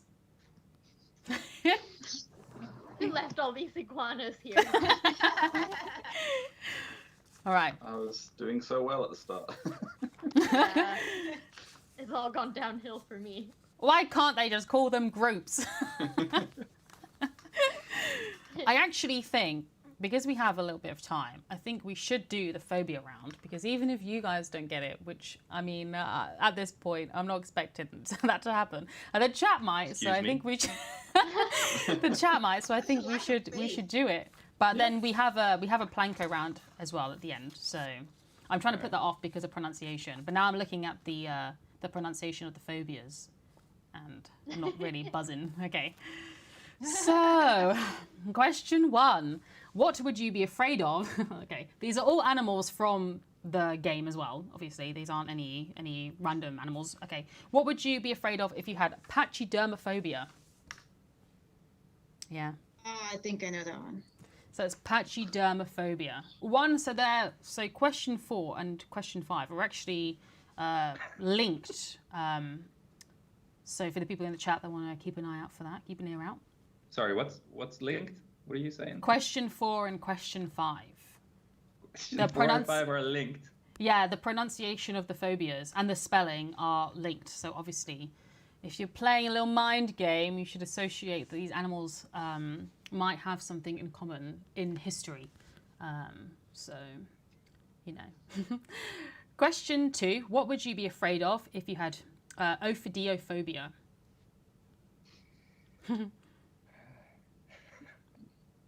Yen says the phobia round sounds amazing. Well, just wait until you catch up to the stream. Could you repeat that phobia, Chanté? Yep. What would you be afraid of if you had it's ophidiophobia. Ophidiophobia.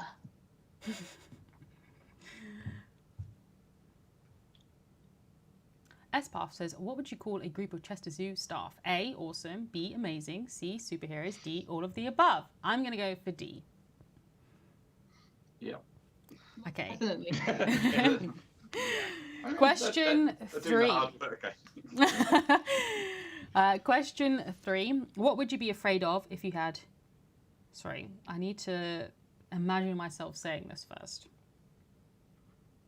Chimpanzephobia. So what would you be afraid of if you had chimpanzephobia? Oh my gosh. There are so many letters that just don't need to be in these. I don't understand why I've added all these letters. I'm Every trying to... round is just pronunciation that you don't want to pronounce. I feel like the Planko round, at least James was kind enough to like break them down into syllables for me, but I didn't do that for myself in this round. Okay, question 4.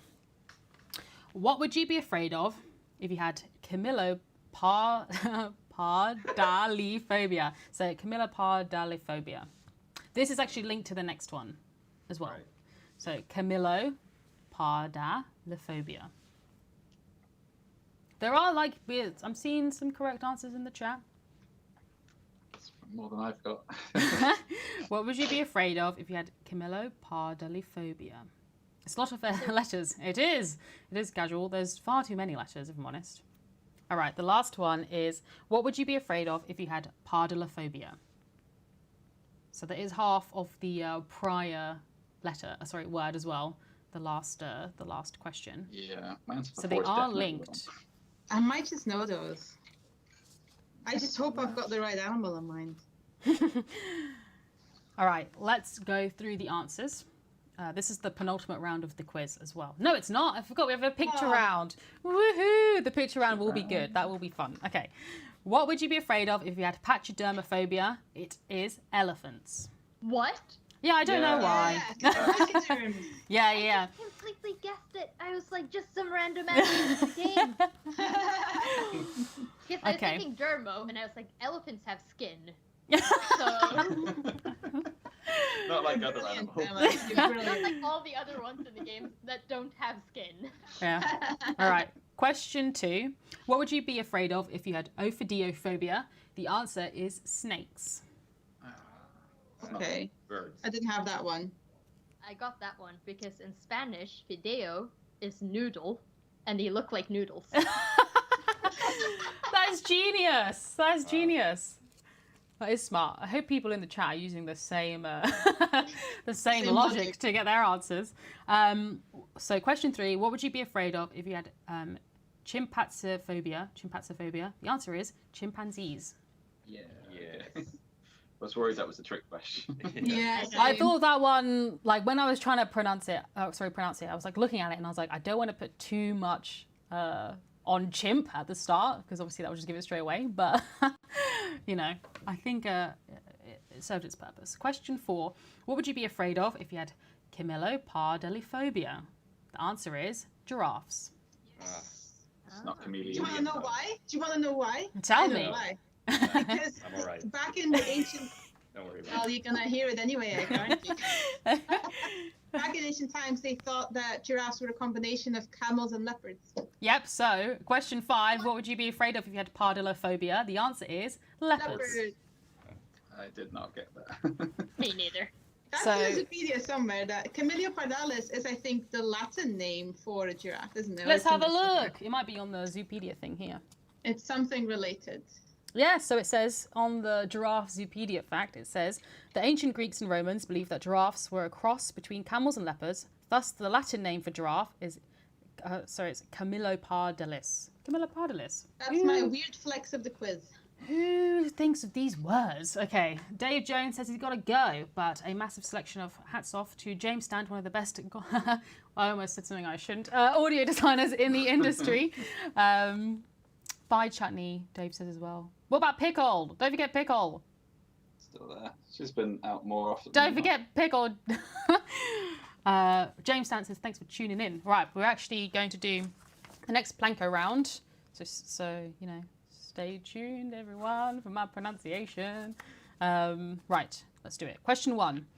The coffee house is named after the jaguar. What is the Planko word for jaguar? Okay, A, Ujaga.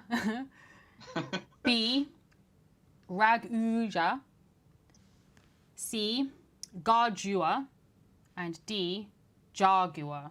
So there's a hard G for C and a hard J for D, which I feel like I did not nail, so I'm just going to let you know. So the coffee house is named after the jaguar. This is the coffee house at Chester Zoo, I believe. What is the Planko word for jaguar? So it's Ujaga is A. B, Raguja. C, James, why did you... James knows there's some things I'm terrible at pronouncing. One of the things is rolling my R's, which I'm very bad at, so he never gives me anything with R's in anymore. But like this one, okay, so I think it's Garjua and it's Jaguar. So that's C and D respectively. So if you didn't get that one, that's fine, because it's my pronunciation. Could you do the D again? Sorry? Yeah, so it's Jaguar. Okay, thank you. Right, question 2. From the time of its birth, how long does it normally take a flamingo to turn pink? A day, which is A-J-O. B, a week, which is a Valon. C, a month, which is it's I-Motoya.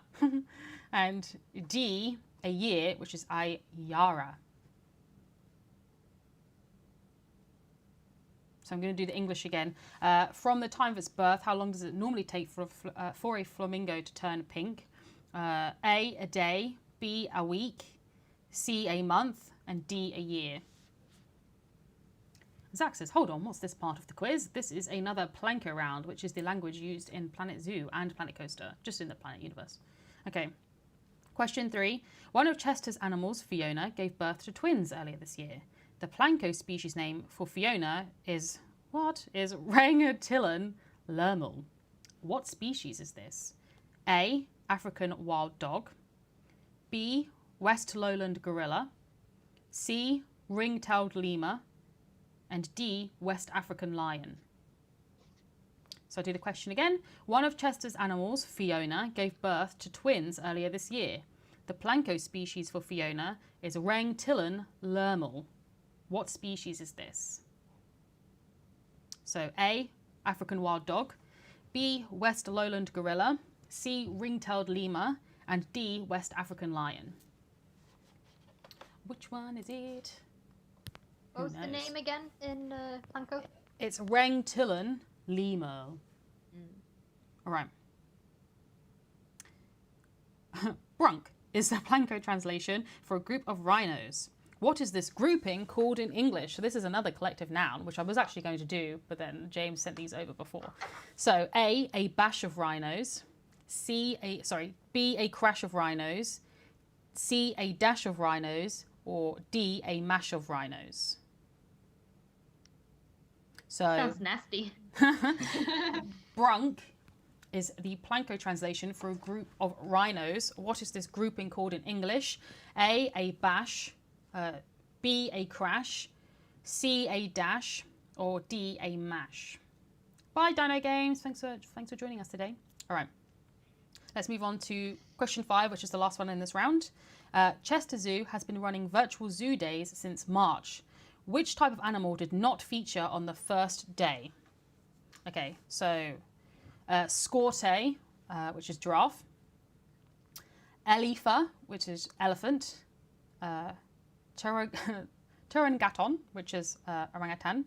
And Meruno Danpa, which is red panda. I'll do it again just in English. Chester Zoo has been running virtual zoo days since March. Which type of animal did not feature on the first day? A, giraffe. B, elephant. C, orangutan. Or D, red panda. Clear advantage here to employees of the zoo, but... I think they've had an advantage all along. Zach says, I genuinely didn't know the language of Planet Zoo had a name. Yep, it's called Planko. So obviously Planet Coaster came out first and the language was called Planko, and then the same language is used in Planet Zoo, also called Planko. So it's really cool language. You can there is a translator online as well. Not that you should use this right now, but there is a translator online in case you want to teach yourself some Planko.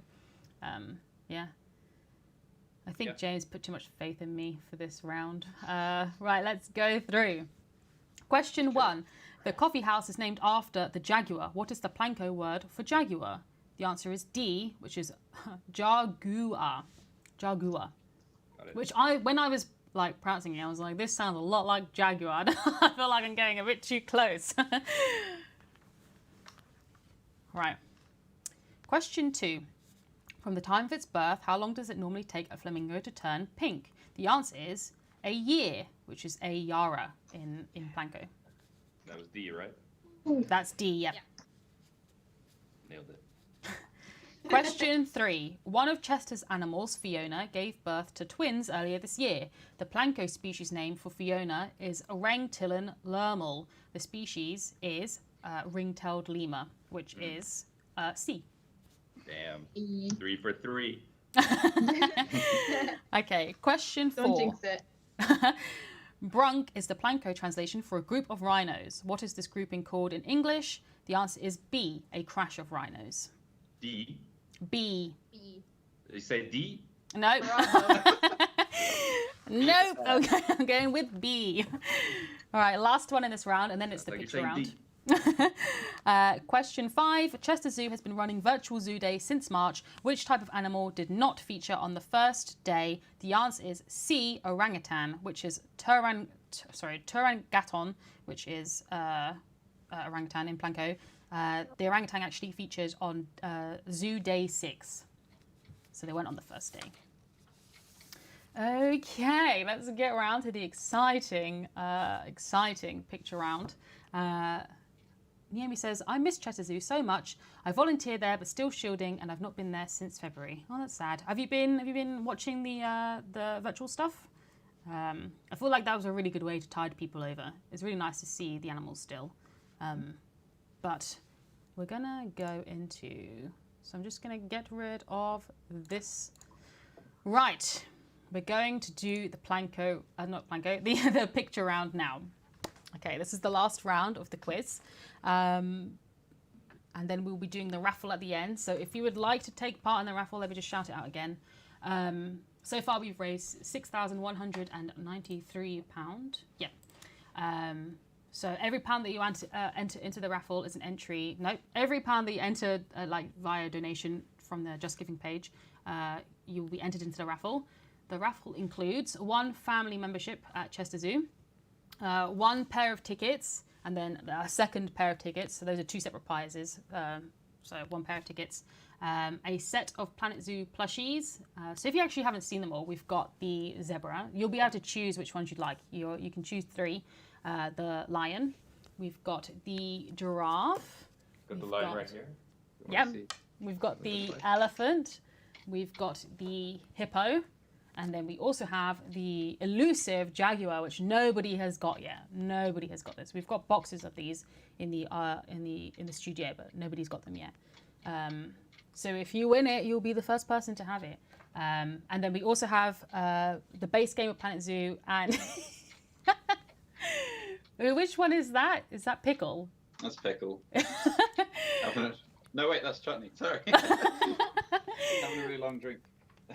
I was like, what does that sound? Okay, we've got Planet Zoo and a DLC bundle, so we've got 2 of those to give out, and then we have DLC codes as well that we'll give out. So just £1 into the Just Giving page is 1 entry into the raffle. So yeah, it's good stuff. You know, it's definitely worth donating, especially because Chester Zoo are an amazing zoo. You know, so right, let's do the picture round. Have you all loaded the pictures? All right. Yes. Yep. Are you ready? Let's start with number 1. What is this animal? Do you want us to shout it out? No, we'll go through at the end. Okay. Okay, we'll just look at it for a little bit longer so that the chat can see it too. So what is this animal? Next. What is this animal? That's a tough one. It is a tough one. It's actually not just, if I was being completely honest, this is not just one. There's two in this picture of the same animal, the same species. Are these screen grabs from the game, or are they sort of? So we have a mix of. So Chester Zoo sent us over some really, really great pictures and videos. So we've got a mix of obviously Planet Zoo the game and the Chester Zoo pictures in this. So this one isn't from Planet Zoo. Okay. Okay, next we have this one. This one is from Planet Zoo. I know this one.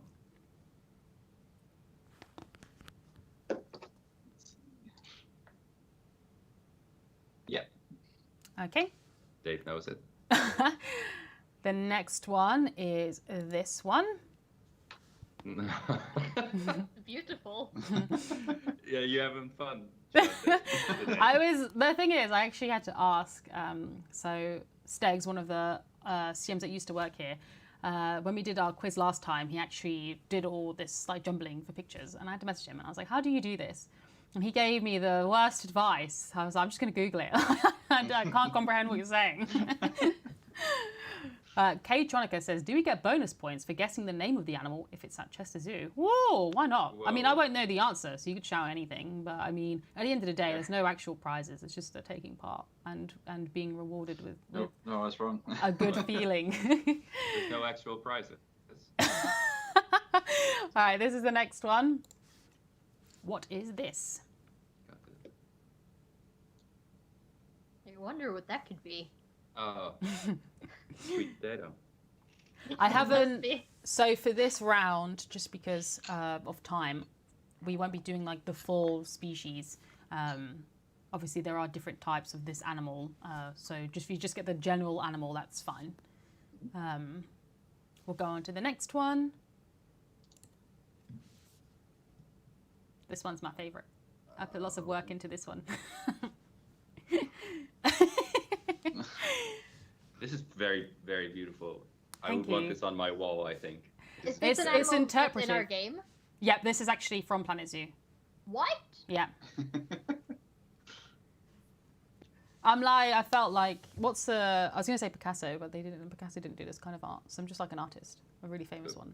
Picasso didn't do sort of swirly animals. No, I don't think so. Well, missed out if you ask me, because this would have made a lot of money. Right, we'll do the next one, which is this one. Click. I don't like that I have to click myself. This is just a tree. That's a magical picture.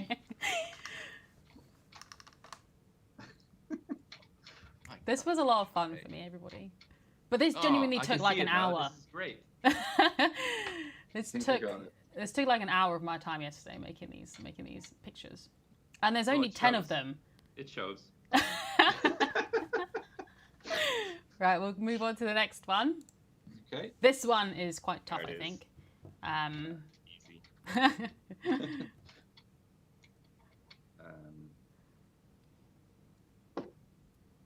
Yeah. Got it. I think. We'll move on to the next one. This one?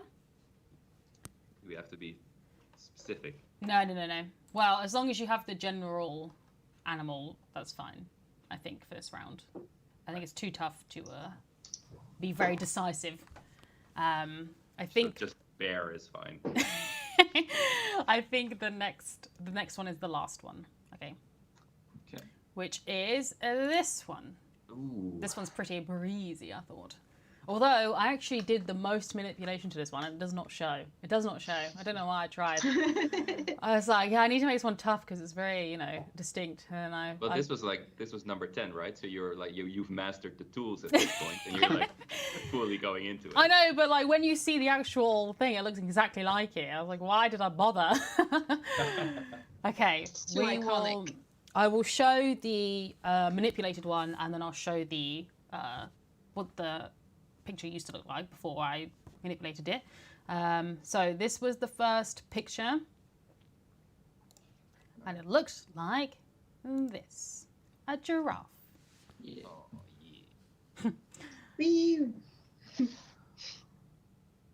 Okay, moving on. This was the second picture. And it used to look like this. So some chimpanzees. Good. But there was a baby chimpanzee on the back of an adult one, which is where the face came from at the top. So I think this one was actually quite tough. Okay, here's the next one, which used to look like this, a pangolin. Whee! Moving on, the next one was this, and what it actually looks like is this. Wild dog, painted dog. No, it's hyena. How did you do that, says Clarence? How did I manipulate them in Photoshop? Yeah, it's incredible. Took a while, as I said. But actually, it's really easy to do. You just need to change the filter at the top in Photoshop. You just have to print it out and then spin it really fast in front of the camera. Okay, the next one was this. And the answer is orangutan. Oh, yeah. Moving on. This was the original manipulated picture. And it was actually a camel. That's a Rudy. I thought that too. Every time. All right, let's go to the next one, which was this. And it was actually an ostrich. Yeah. But it was two. There was Great. one in the background as well. So that might This be a was little really confusing. good. Thanks. The branch on the head really confused me. I thought it was something antelope. All right, we'll move on. So this was the ostrich. We've got this one, which was actually a lion. Very close up, which is why I thought it might be a little bit tough. But actually, the features I thought were very distinct. Easy. So either way. Okay, we're moving on. We've got this. And the answer is a tortoise. Okay. All right, so the last one was this. And it was an anteater. Okay. The best animal. So how did you all do? Let's hear it. Good. How did you do overall? Was this your best round? Best round. This was the best round. Yeah. Okay. How did you all do in the chat? I hope you did well. It was tough. It was a tough quiz. I won't lie. It's good. Well done. Right. Do you have well. to count now? Was this the last one? If you can. Yeah, it was the last one. If you can count them up. I actually don't know what it's out of, so let me count as well. 4.25. I've got my total already. Yeah. Just gonna have to do some quick maths here. Sure.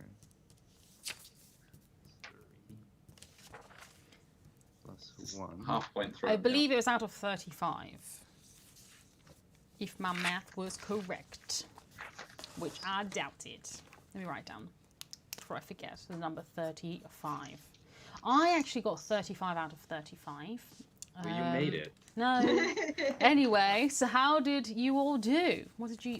Let's start with you, Lisa. What did you get? I have 25 and a quarter. That's not bad at all. That's good. That's good. I redeemed Emma? myself in the later rounds. Yeah, I think the later rounds were, well, the phobia round was, I think, good for you with your logic. Same with Emma. And then I think the picture round was quite breezy. But Emma, what did you get? 26.5. Oh, Oh my. It's standing close between the two of you. Dave, what did you get? No, if I trust my maths. I think Here's just the go with the mathsiest highest thing that you thought Yeah, you got. but you were also quick. It's either 27.5 or 28.5. Oh my. Well, either way, Oh, no. you're in the lead. Right, Aika, gone.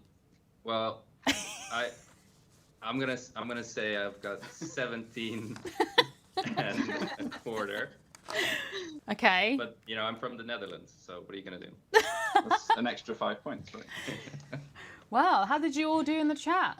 Let us know. But thank you all for joining today. I hope you had fun with this quiz. I know it was tough, especially for Ika, as he's from the Netherlands, as you said. Although I don't know if that's the logic behind it. But yes, thank you so much for joining all. Just a good excuse for anything that goes wrong. I hope you enjoyed it. But yes, please continue to watch the stream, as I know you were watching it before. Making sure that you were ready for me to call on you. But we're actually going to do the raffle now. So we're going to show a video that we showed at the start of the stream, but I know some people won't hear them. And then I'll be back with Bo as we do the raffle for the answers. This is your last opportunity to get some money in if you'd like to take part in the raffle. So every £1 that you enter into the raffle, every £1, I can't do this. Every time I do this, I mess it up. Every £1 that you donate is £1 into the raffle. So yeah, all right. I'm going to show the video and then wait, no, what's going on? What's going The on? guinea pig! Are we sacrificing a guinea pig? Look! Saying hello. Which one is this? Aww. Chutney. This is Oh, look Chutney. at Pickle in the background. She's so curious. Right, thank you very much. Okay, are you gonna? Can't catch Pickle. No, that's fine. That's fine. Right, we will be back with the raffle. Right, see you all again very soon. We are Chester Zoo, and our mission is preventing extinction. Last month will be one we will never forget.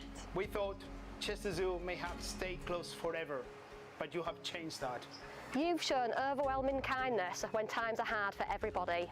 With generosity beyond all our expectations, You have made the long road to recovery easier to bear. you've shared your personal memories of the zoo and told us what a big part it's played in your lives. So far, you guys have supported us in so many ways, but unfortunately, this fight is by no means over, and we still need your help.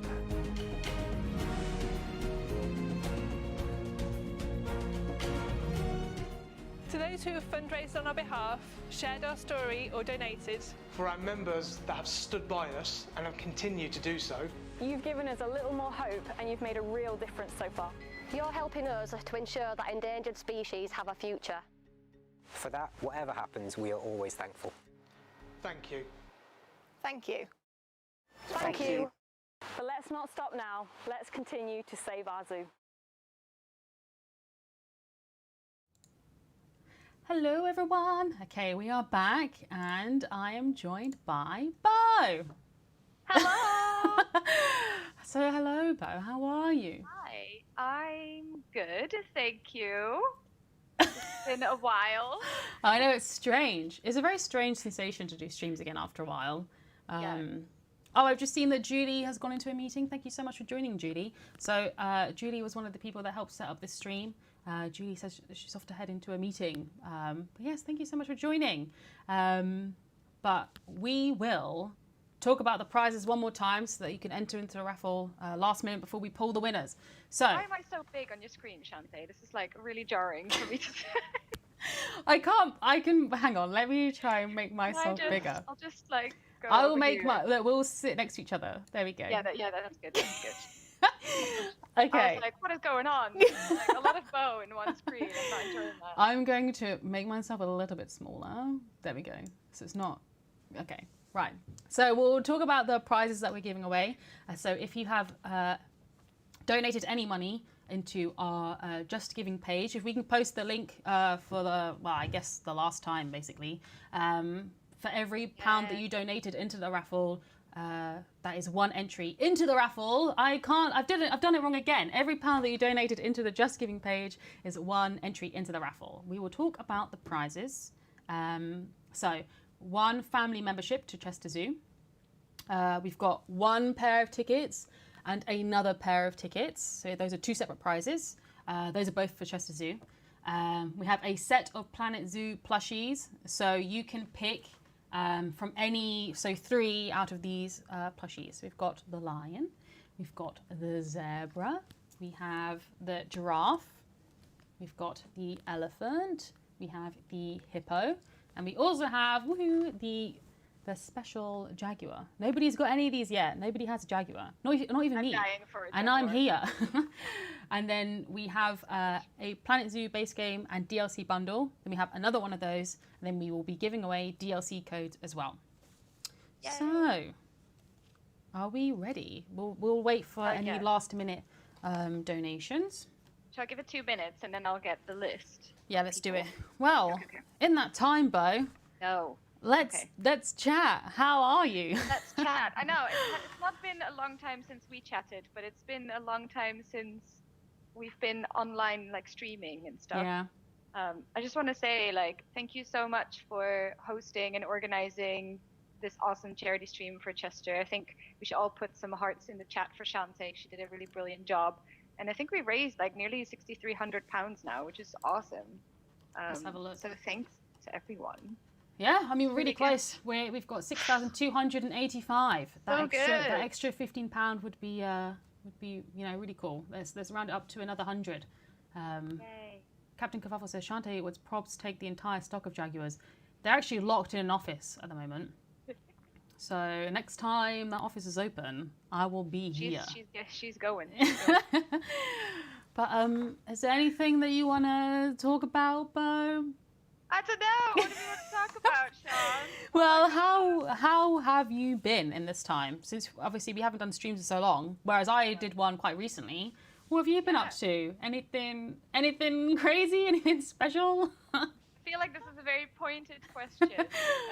But yes, in case people are not aware, a couple of weeks ago I posted on the forums and on social that I will be leaving Frontier, sadly, very soon.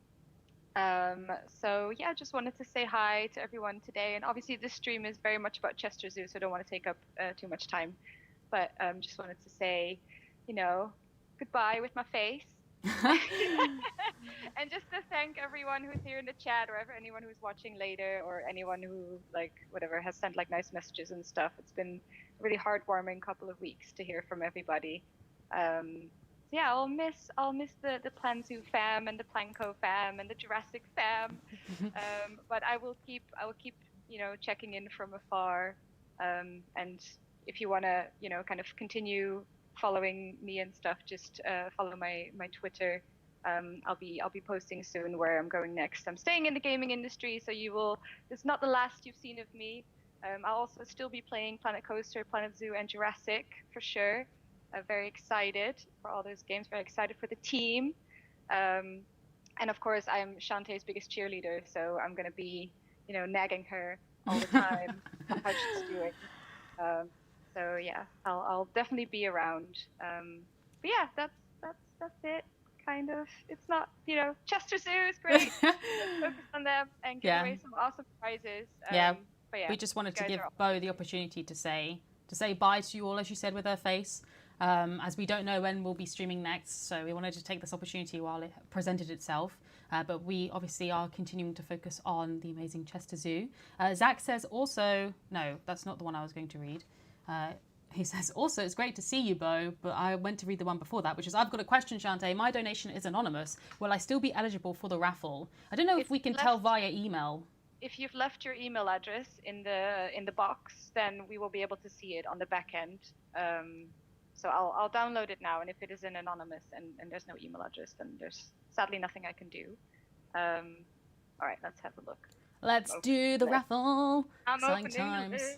So let's look at how much we've raised this stream. We have raised £6,310. So thank you so much, everybody, for donating, for joining today, for watching, for sharing the stream, for retweeting, anything, any way that you could support. Thank you so much for being here.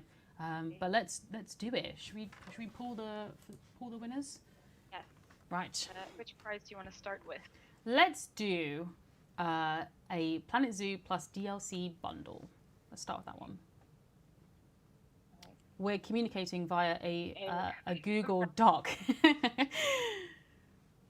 Oh my goodness. There's a lot of anonymous in here. So I hope these people are still in the chat. So here's the winner for, which one is this? DLC codes? Okay. Yeah. No, it's a deal. Well, just put it in, then I'll move it. Oh, sorry. The Planet Zoo Plus DLC bundle, we're giving away 2 of these. So the first winner is Holly Shepherd, who was in the chat earlier. I don't know if Holly is still here, but basically, if you've won a prize today, please email community@frontier.co.uk. If you email like now, I'll be able to give you, before I leave today, I'll be able to give you this code. So the sooner you email, the better. That is community@frontier.co.uk. So Holly Shepherd, you have won Planet Zoo Plus DLC bundle. Bo's on a mad one now. She's posted loads. I'm getting all the winners. Sorry, I did some... So we will move on to DLC codes. Right. So the first winner of DLC codes, that is both Arctic and South America. First winner of that is Planet Becky. Congratulations. I'm just going to bold them when I'm just going to delete them when I've read them. No, yeah. I'll just bold them.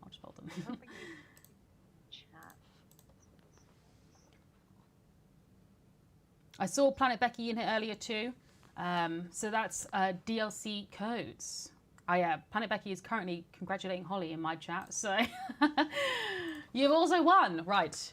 We'll do a pair of tickets to Chester Zoo.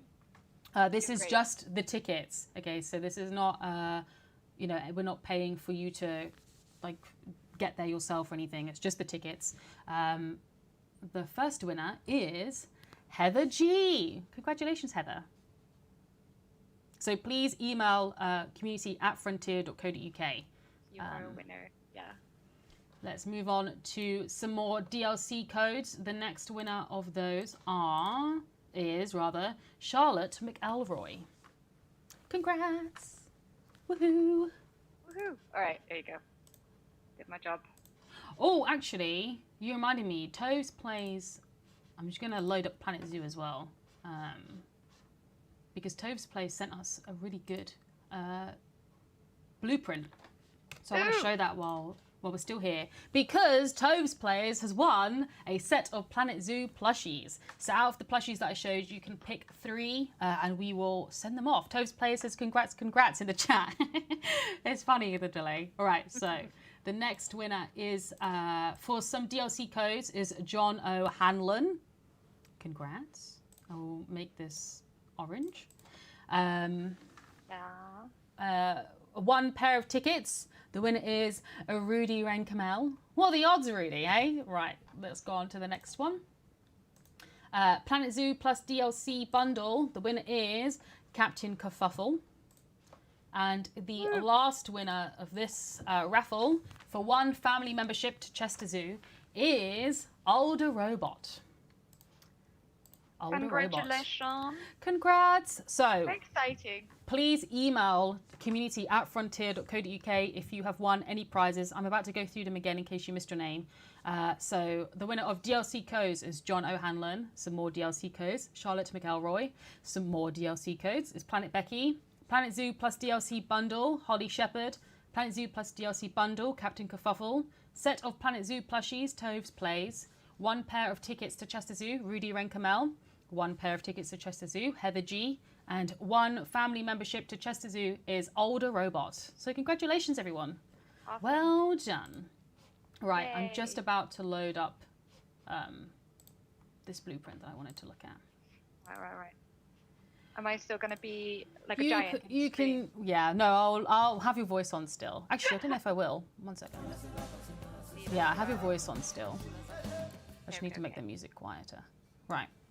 We're just loading up the blueprint. So congratulations, everyone. So Toves Plays actually sent us the entrance to Chester Zoo. So the funny thing is, Toves Plays, is that you sent it to me on Twitter when you heard about this, but Julie actually sent this to us in the email chain saying that she'd really like to see this on stream. So what are the odds? Let's have a look.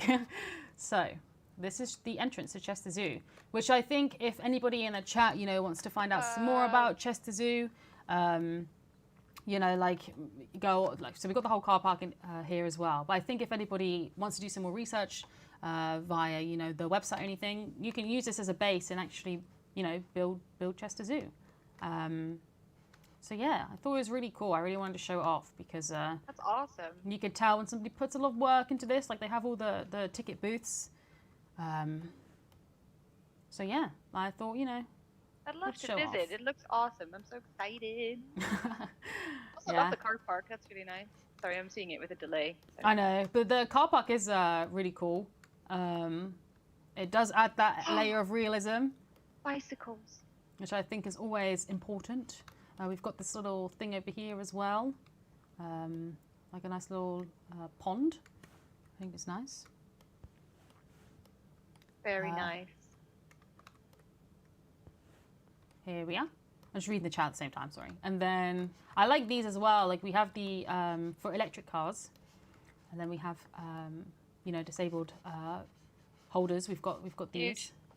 Got some buses. How cool is this? Yen says, I really want to visit Chester Zoo now. Bo, before you go, you know, would you be able to organise a CM trip to Chester Zoo? What are the odds? No, I feel like it should be, you know, a team outing now. I'm gonna put you back on. Yeah, a team that's fine. outing. I think we could. Yes. I think we could. It would just be us Pitch two that. though, because the rest of our team is spread across Europe. Oh, that's true. Jens, I feel like you've made a great suggestion, but I don't know if we'll be able to take you up on that this time. I'm sure it can happen. It can happen in the future. Well, everybody, I hope you enjoyed the stream today. As I said, anybody that's won, please email community@frontier.co.uk and we will, you know, organise the prizes getting sent out.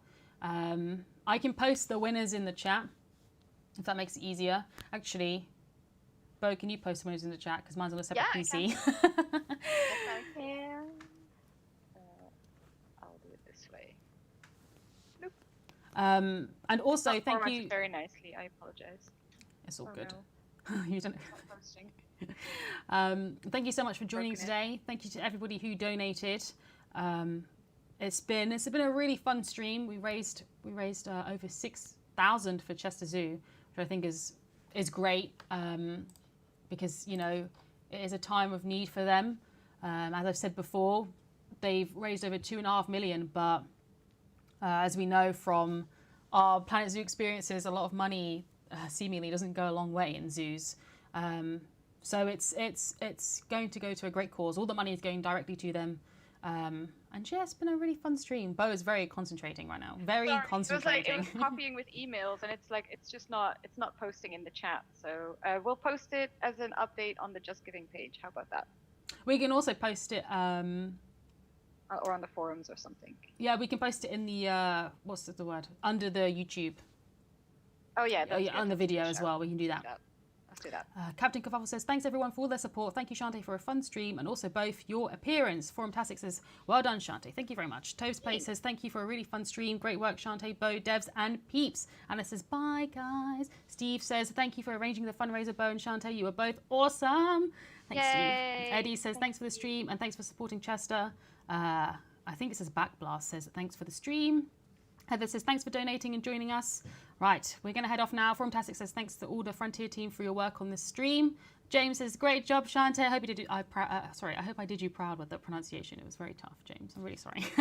But we're going to head off. Thank you so much for joining, everybody. Thank you so much for taking part in the quiz, for being here, for donating, anything that you did. We really appreciate you all for showing up.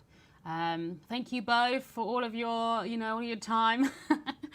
Thanks for having me. My pleasure. And we will see you again soon, I'm very sure. If you want to know any streams or anything are happening, just visit our forums. And every week we post a weekly schedule. So that includes any of our streams and also any community streams, any content creators. So yes, see you all again soon, I'm sure. But for now, maybe forever. No, just for now. Bye, everyone. Thanks for being here. Bye. Bye.